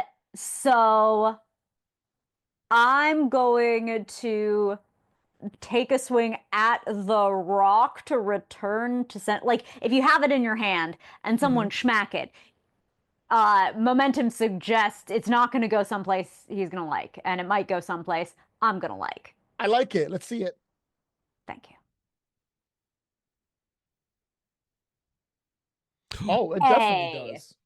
I believe you have a special where when you roll 6s, you reroll your 6s. You know, I believe I have that. Yes. So that's 3 successes now. That's 3. That is a great success. That is Why, thank you. I made it myself. Unbelievably beautiful success. In which case, yeah, tell me what happens. All right. I swing at the rock, and I have a certain sense of what I'm gonna do, physics wise. And it's gonna do, you know, a bit of damage, like take a chunk out of the old sternum. But as I'm going up to swing, my foot sort of slips, and I don't quite do that. Instead, I thwonk the rock. It bounces off of this crumbled stone column that was creating structure between the first and second floor once upon a time, and then the rock rebounds back into the skull, doing way the heck more damage than if I'd actually done what I thought I was gonna do. Lucky hit. Nice. That will be enough to smack into the ground. It hits the ground out of it. It's done. It is out of question. Miranda, you're up. Okay, so Miranda seems to have incredible faith in Tristan, because Tristan always manages to like take care of themselves in a fight, and she appreciates that so much. Because now she has to deal with the problems of Tanner and Nathan, who are absolute fuckwads on the battlefield right now. Technical term. You can only save one of them.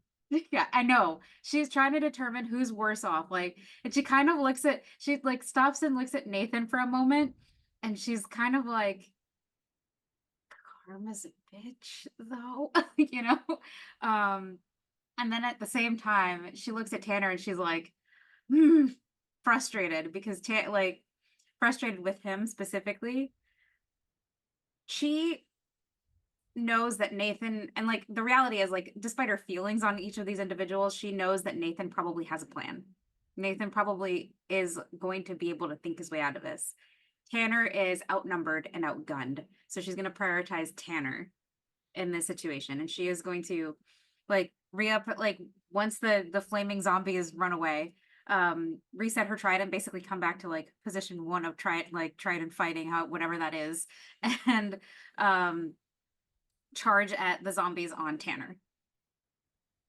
All right. So you can get to them. Do you want to attack them all, or do you want to split your attack? You want to do anything special, or do you want to just hit one? Remember, one has a rock above Tanner's head. Yeah, she's gonna go for the one that is the most pressing threat to Tanner because she's trying to keep Tanner alive. And Alright. she, like, at least if there's two of them, they have a better chance of fighting all of them off rather than, So that's the guy that I'm gonna attack. Gotcha. All right. You have your not. So check this out. You can choose to attack more than one Ooh, if you take a difficulty, okay. but it means that you have to succeed 2 successes to hit both, and you can split your successes between them for how much you want to damage them. Fuck it, balls But to it's the wall. up to you. I'll do it. I will, however, give you advantage for this roll. Yeah, just balls to the wall. I'm down. I'm gonna do it. I'm gonna do it that way. I also forgot to mention that my weapon has a personality. Oh yeah, I keep forgetting this. Yes. Your weapon. What? This is a good time for us to talk about it. What is your weapon's personality? So my weapon, I chose something else. I feel like my weapon is very much, it's kind of, okay, so this is gonna sound really funny because as a teenager, you'd kind of like, when you have a sentient, like, you kind of model things after people you know. So I feel like this is a variant of Tristan's personality. Oh. Like, because Tristan was always her emotional, rock in the social circle that they were in. So that's kind of the voice that she imagined for this thing. So In which case, your Tristan goes, "Baby, we can help 3 of them. all right, let's go. But we can do it. Let's do it. I got your back. I got you. You got this. We're in. We're in. We're in. Let's go. All in. All right. You have 2 difficulty, but you do have advantage to this roll. Okay, so I'm rolling dex, and I'm gonna add when you say difficulty, do I have to add or subtract anything from my Nope. roll? It just means you need to get 3 successes to hit. Copy. 3 successes to hit. I roll with 1 advantage. Here we go. That's a 4, a 1, a 3, and a 4. You're close. You're 1 away. I'm so sorry. Where's the fool's reroll when you need it? Is there a help roll or anything? I guess I could. Tanner, you are on the ground and they are distracted. I'll give you 1 more die to roll. Okay, I will roll 1 more whatever. What's my die? D6. D6. Okay. Roll 1 Good more luck. D6. Thanks. So 4. There we go. Describe how you knock them away from Tanner and save their ass.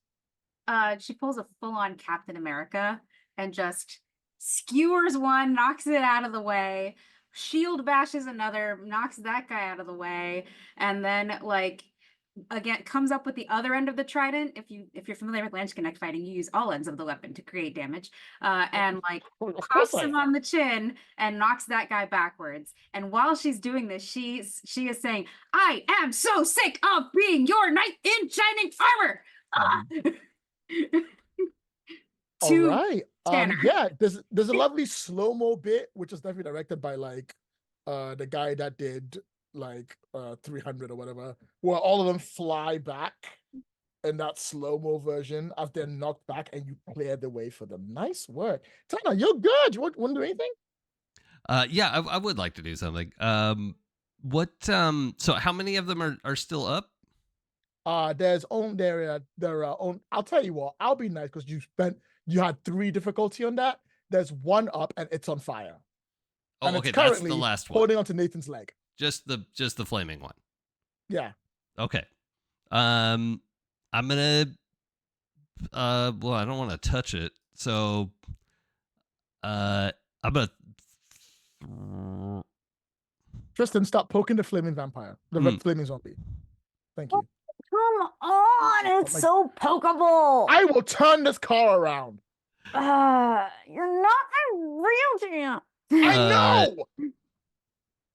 All right. I'm gonna continue with the blast. I'm gonna try to blast it from the side to get it away from Nathan and away from all of us. And nice. Yeah, I like it. Let's see if you got what it takes. Okay. This is a wisdom roll plus a D12. 3 5s. All right, that is enough to clear it. So, so describe how you save Nathan from the zombie that's about to kill them.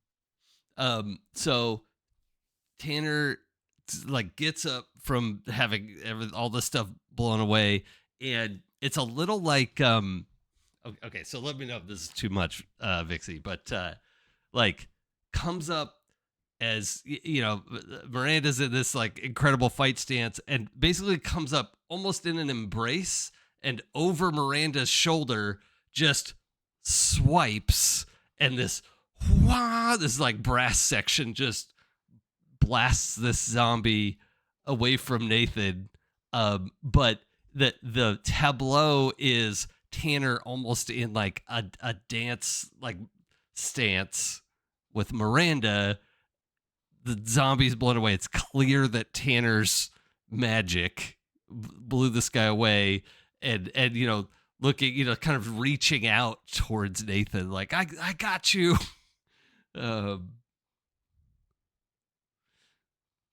His best friend, Nathan Freeman. Nathan is just going to like he catches it, but you can hear just like, no, me. Thank you.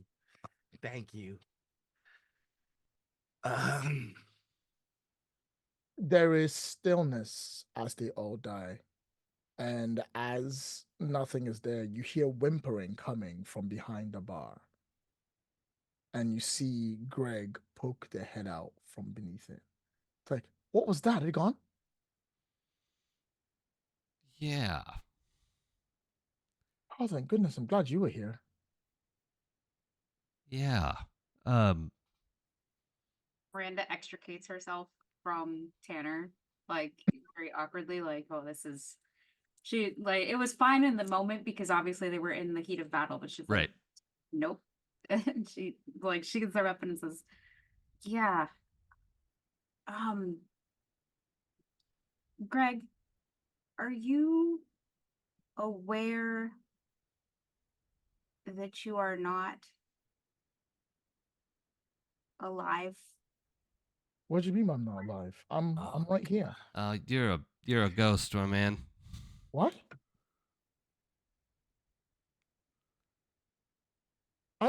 So sorry. Why am I why? Well, it's been 1,000 years since we've seen you.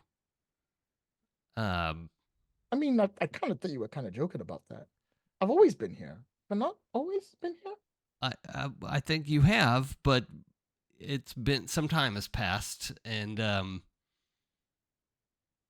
yeah. Do you have anything useful in the basement? Nathan. No. That's just where we keep like the rest of the beers. Okay. Greg, do you want to stay here, or do you want to head out? Do you want to like leave this earthly realm, whatever, something? As you say that, because of your role area to consecrate, remember when it was blocked? You still feel that block. Yeah. Whatever is blocking you will prevent you from letting Greg leave. Okay. And Greg's like, I don't know. Sorry, everyone. This is just a lot to take in. I'd like to test to see if I got my voice back. Mm-hmm. You know, the worst thing one can do is not to accept the reality of their situation. It's a terrible thing living in a lie. Make a roll.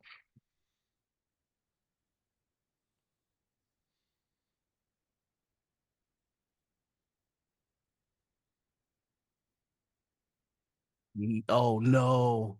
Oh no. And a D4. Oh no. They feel it as intensely as most people will ever feel it, and it is permanent. So, Nathan, Yes. what did you do the last time you were in this pub that has tied Greg to this realm and made him not be able to leave this place for 1,000 years. I think it was good intention. Like, hey, you're part of this. You're part of the teams, and so long as us heroes stand together, this world will be safe. I mean, we will always stand guard, and so will you. There's a moment where when you say you're like living in a lie, it goes across their face and they feel it. And you can see something change within them. There's that normal version of Greg you've seen, that happier, chiller, very happy to see you, Greg, starts to change. His looks start to like bend. His ideal of how much he loves you starts to get twisted. He recalls from all of you. You see him start to like speak, but he can't. And what comes out from his lips is your words about how he's always going to be here and why he's destined to be here for all eternity. The truth of his entire area emanates of him, and you keep hearing your voices and you saying this over and over, and it bounces. And he looks around and he realizes the reason why he's trapped there is because of you, Nathan. And he realized what's called the same thing. The consecration, the power of consecration that was stopping him from leaving is just the voice. And now everything that enters that area, that dies near the area, that dies in the forest of shadow and ice, becomes trapped there as monstrosities. God, I hate it here. It just pick up the crowd. Yeah, curse the sudden but inevitable consequences of your own actions, Nathan. And he looks over at you and he starts to cry. And he's like, I'm meant to be here? Nathan, can you release him from this? Please. That's not how it works. Why? Dude, then why'd you do it? Why would What's wrong with you? I was trying to help. I thought if I forced him to accept the truth of his situation, he'd move on. It didn't work. Now I have more information about how my power works. I'm not a toy for you to just experiment. And even as he's speaking to you, he gets afraid of his words and he recalls back. And then as he recalls back, you see the ground beneath him stop being physical for him. And he starts to sink into the basement. And as he's sinking, he's wailing. You hear him crying. I would like to request a miracle. What's the miracle you'd like to request? Well, my old friend Karen, Mm-hmm. god of the underworld, we had an excellent transaction before. She did a thing for me. I immediately carried out her request. I don't think we have. I don't remember how like level and trust works with new gods. Like my main guy is Dio, but Karen and we have a rapport. And it seems like that's what's missing here is that circle of life, like that last step that has to take place. And if she could intercede and release Greg from the voice, then that would be that's what I'm looking for. The power comes through to tell you what you need to do to get it to happen. You need to kill the god of stagnation's avatar. Who's that? Nathan is the avatar. The god of stagnation's avatar is Nathan. That's the voice you get back. That is the price for freeing Greg. I can't. Can I owe you something else? There is no owing something else. Okay, I can't accept that deal. So No, thank you. You know, we could probably use this curse tactically somehow. No, Nathan, no. How about no? How about we don't mess up anybody else's lives? Yeah, I feel like we've kind of interfered enough here. This is fucked up, and there was a moment too where Tanner was like, sort of like turned and mumbling at the wall, and his eyes turned white, and then he just like, oh fuck no, and like turns back to everyone like, I think we just got to get out of here. This is a loss. Take the loss, and we got to go.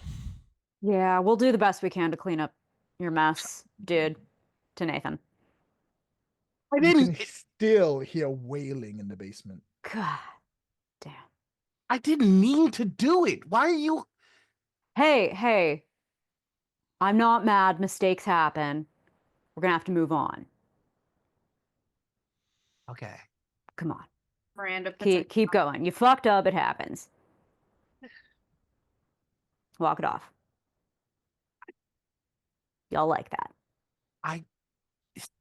I wouldn't exactly call it a fuck up. Okay. Hey, no, acceptance takes time. I feel that. Does anyone know how their powers work?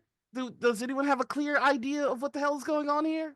I'm starting to get a clearer picture. Oh, sorry, was that rhetorical? I know how my powers work, says Francis.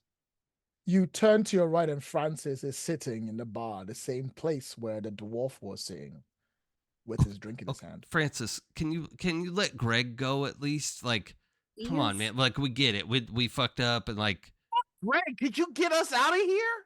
I can't get you out of here till you finish what we started. And this is one of the things you didn't finish. God. Remember, you failed the roll when we rolled when we were playing the game last. So you trapped Greg here for 1,000 years. Now you just need to sort it out. Or you can leave it like you normally do all your problems. I leave fantasy problems unfixed so I can solve real problems in real life. Like what? But Francis, the only option I have is to kill Nathan to save Greg. The fuck? Wait, what? I mean, we could. You know what? What do you mean? You mean? Just starts unsheathing her trident. Like, Francis, that can't be my only option. I mean, it's the option you asked for. I didn't say it was your only option. I'm only going with what the game wants to do. Whoa. The gods won't interfere in this. If you want a problem, you need to solve it yourself. Fuck.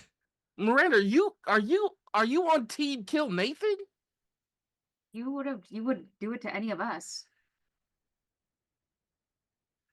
I saved you people. We would have TPK'd if it weren't for me. She puts her trident back. It's not worth arguing about. Nathan, you're I understand that you think this is a fantasy land and that this is all pretend and we're gonna wake up and magically be back in the real world. That's not the reality right now. These are people with feelings and emotions and lives. I don't understand why you can't treat them that way. Miranda, you're walking around with a motherfucking Triton that talks. We are in a fantasy land. This does not matter. The only person that thinks this matters is this fucking guy that has us Jumanji'd, and I'm the bad guy? Hold on a minute. Don't talk about Francis like that. Francis is really passionate about this world. Do you see how much time and effort he put into creating all of this detail? You have been kidnapped. We have all been kidnapped. Hold on. Maybe rather than have Greg, it's like Tanner's been like staring up at the ceiling, like wheels spinning right in the midst of all this argument. Like maybe instead of having Greg pass on, we could like bring him back to life and like fix the inn, and at least then he would have something that he would be alive and like looking over the inn, and then we could figure out what to do later. But he's not, fucking tortured and suffering. This makes insist. Greg is not real. What is real, Nathan? My home in Chicago, my cars, my business meetings that I'm probably missing, my lovely, lovely 401k bank account, savings account, IRA accounts. How about your businesses? How about your cases? Yeah, those too. How important are they to you? Do you The- take them because you want a sense of righteousness, or do you take them because you want to be petty? The reason I take them doesn't matter. It's my choice. And everybody's upset with me about taking choices away from people or damning some character sheet to some fictional hell for all eternity. The same has been done to all of us, and nobody cares. In fact, hands check if you're okay with this, because Yeah, do Nathan's it. going to try and use the Yeah, power do it. on Because I have a Francis. perfect counter to that. Okay.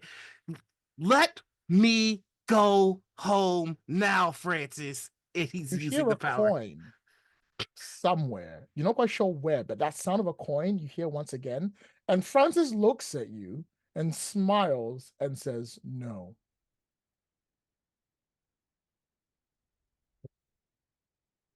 I shouldn't expected consistency in this goddamn world. Solve the problem you've created, Nathan. That's what you do. You solve problems. What is the problem is that I'm here. I'm using all of my resources to try and figure out how to go home, not how to save a bartender at a tavern called Sit and Ethan. Sit. We were given the win condition. We have to play through. You talk about being Jumanji. The way to finish Jumanji is to play the game to the end. Once you start, you can't stop. This isn't a Robin Williams movie. This is someone doing this to us. Who thought can't that was undo it, apparently. Wasn't The Rock in that movie? No, that was the second and third one. Not really as good as the first Honestly, they one. weren't bad, actually. I mean, Sorry, All right, we got focus up. distracted. Focus up.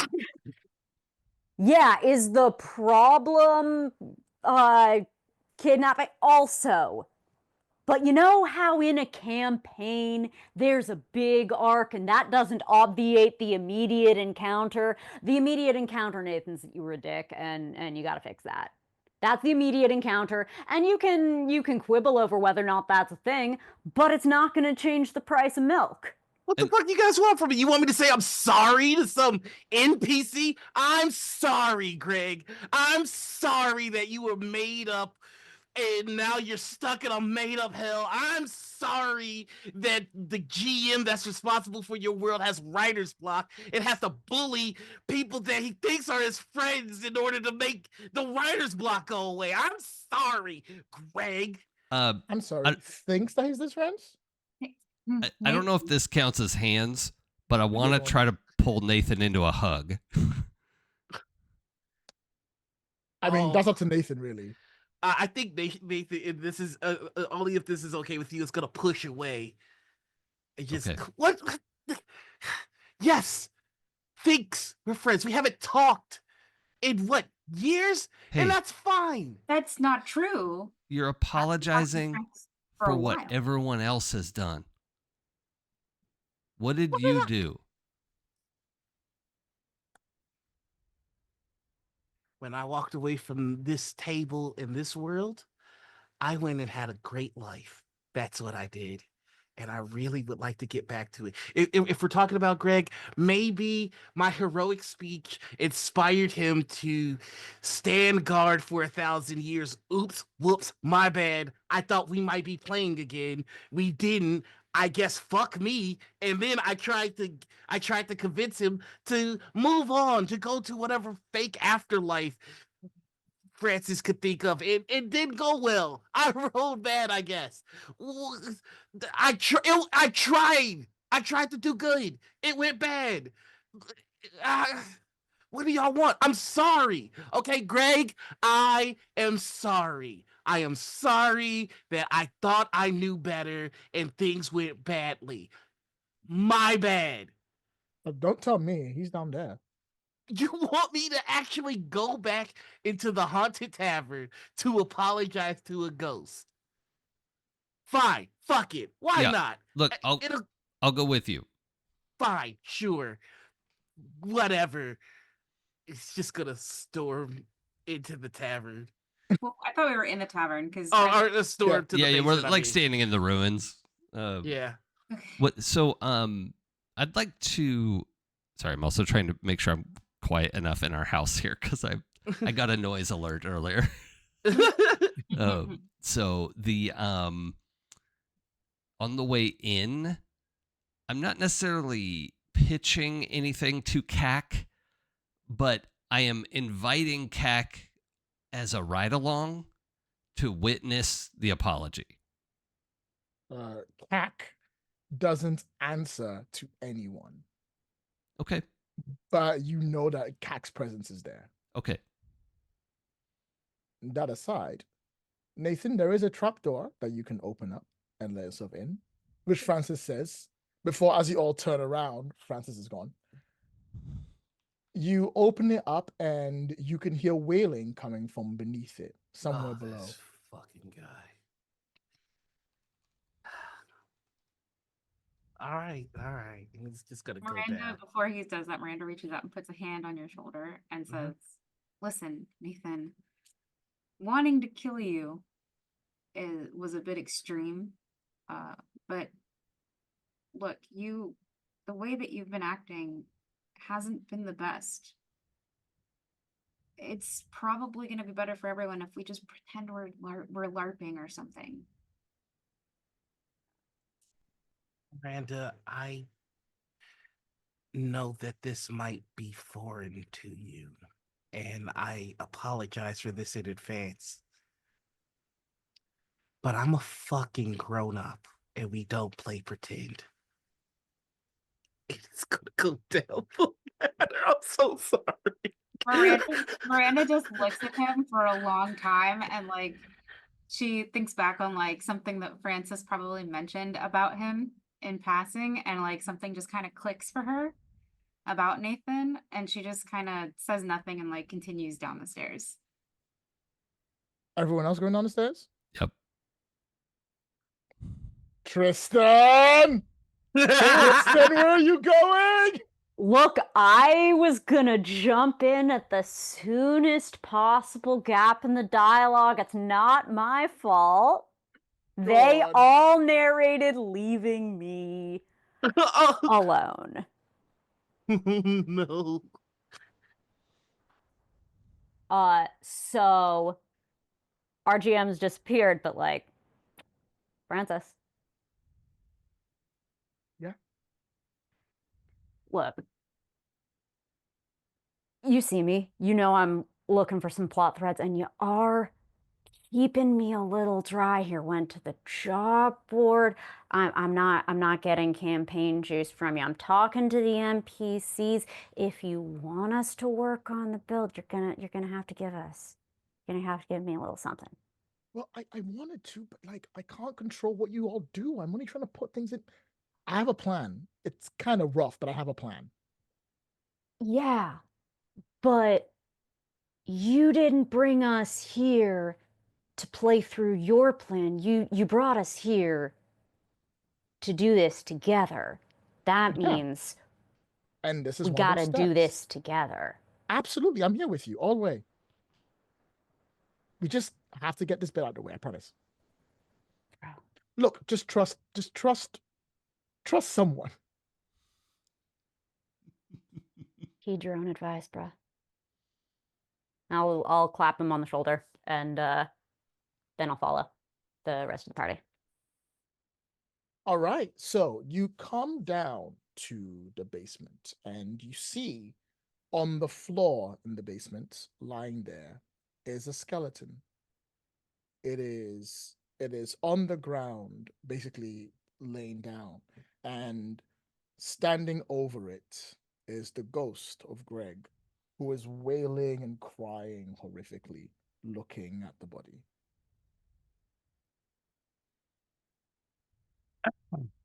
Greg.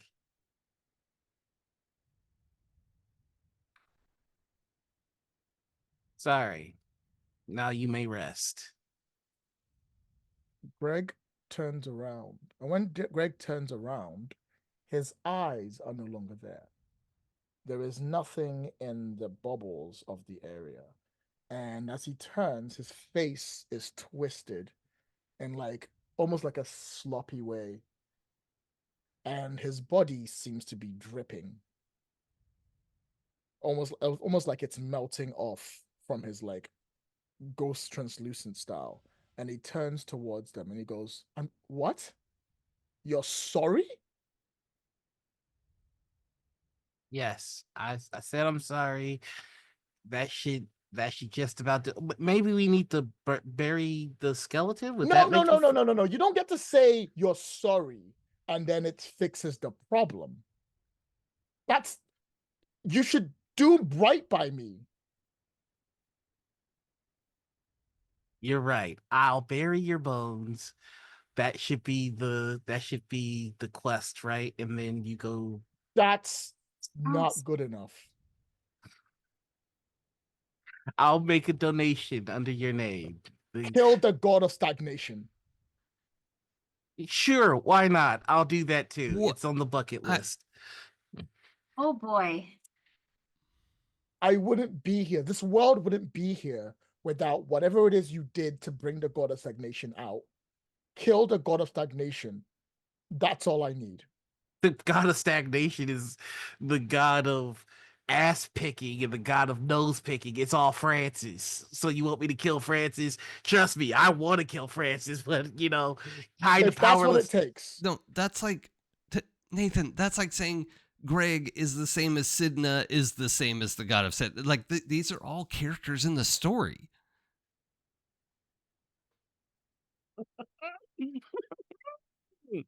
Okay, I will kill the god of stagnation, so you may rest, my friend. Give me your word. Ah, everybody wants my fucking word today. What? Huh? Don't worry about it. It's just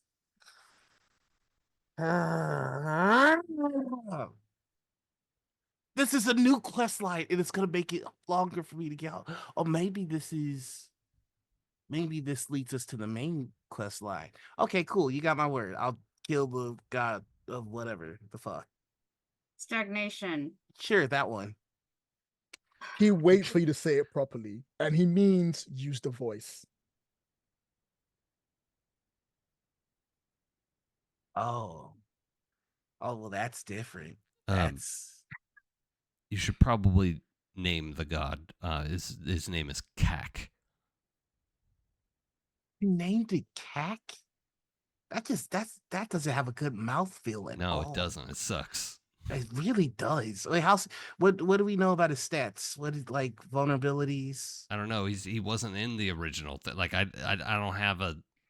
But what I know is that promises are binding here, my dude. And if you promise something, like that's some real shit that we're gonna have to deal with. Well, I don't want to fucking do it, but honestly, I think we could just walk away from this. There's nothing actually keeping us from doing it other than Miranda's soft heart. And a sense of like morality and dignity. Oh, it's a fucking NPC. You guys do realize that you want me to bind myself to potentially fighting a god NPC because a peasant NPC feels bad. Like, Oh, so you're not up to it? The fuck did you just say to me, Tristan? No. It's okay. I think it's good and vulnerable to know your limitations. That's healthy. And like, if you feel like you need to set boundaries in this moment, I get that. I know what you're doing. It's not gonna work. I swear, I'm not trying. Like, I don't want to shame you about that. Okay. This is why I like you, actually, Tristan, because you get me on a very real level. But this is insane what you're asking me to do. I mean, This why? whole situation. What couldn't you do about it? What are you lacking? Maybe we can help. Like Nathan's eyes don't leave yours, and you can see the swarm of blackness start to take over, and he uses the voice to Greg, but stares at you. Yeah. All right. I swear to kill the god of stagnation, Cack. When you finish saying that, there is a rumble in the earth itself. You feel the ground beneath you shake. Yeah, get Feel fucked. something twist in the world that you are in right now. And it marks a black scar across your own heart immediately after saying that. Greg looks at you and sighs. And as he sighs, the form of him melting continues to go on until there's nothing left.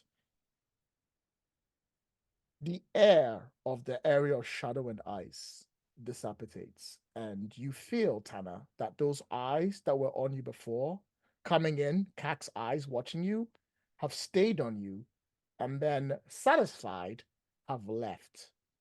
But you also feel every other god that you have a connection to in any way gasps.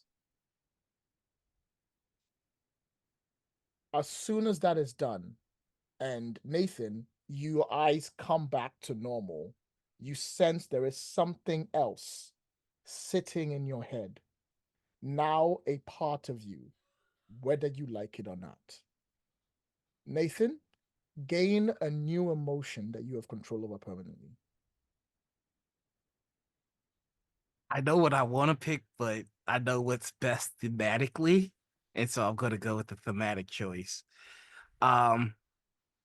The eyes, instead of going from black to normal, they go from black to red. And then he just looks at the bones on the ground and like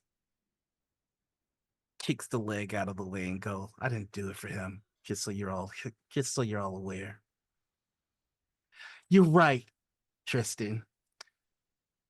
There's a win condition to this game. And now I finally accept it. I'll play your fucking LARP. If that's what you want, I'll play your goddamn LARP. But here's my win condition. Not just Cack.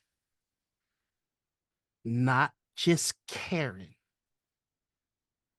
But Francis too. This is my world now. We don't have to kill. Karen's great, actually. Fuck Karen! He says as he's going up the stairs. And we'll end today's session there. Thank you very much for playing, everybody. I hope that was fun for everyone else. Wow. Everyone all right for that? All right. So with the end of that, we should probably do wrap-ups, and then we'll do stars and wishes, and we'll do everything else up. Everyone can give themselves one number in any stat of their choice. Ooh. I would not recommend putting into your charisma, Noir, but if you want, I'm not going to stop you. Just don't get hit, and then you're fine. Talk shit, get crit. Yeah, I'm upping. I need to be a tank, so I'm upping my con by 1.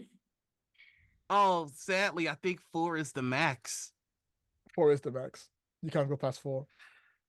All right, I'm going to up my deck so I can get out of the way a little better. Well, actually, no, hold on. We just had a whole conversation with gods. I'm going to put my wisdom up to 4. Do it. I'm keeping it Dexy. Yeah. And with that, I think we can do a wrap-up. Yay. Everybody ready? Yeah. Mhm. Me, Stacy. Thank you very much for watching today's episode. Thank you very much for our audience who are watching it, the podcast for later on, and more importantly, the chat boards for their hard work. If it work, it's more important than that. Thank you for our amazing patrons who keep us ad-free and independent. It's because of you that we are able to play games we enjoy without worrying about publishing companies or system popularity. You can join the heroic ranks at happyjacks.org/Patreon. I have been Lloyd, your GM, followed by Noir. Hello, I'm Noir.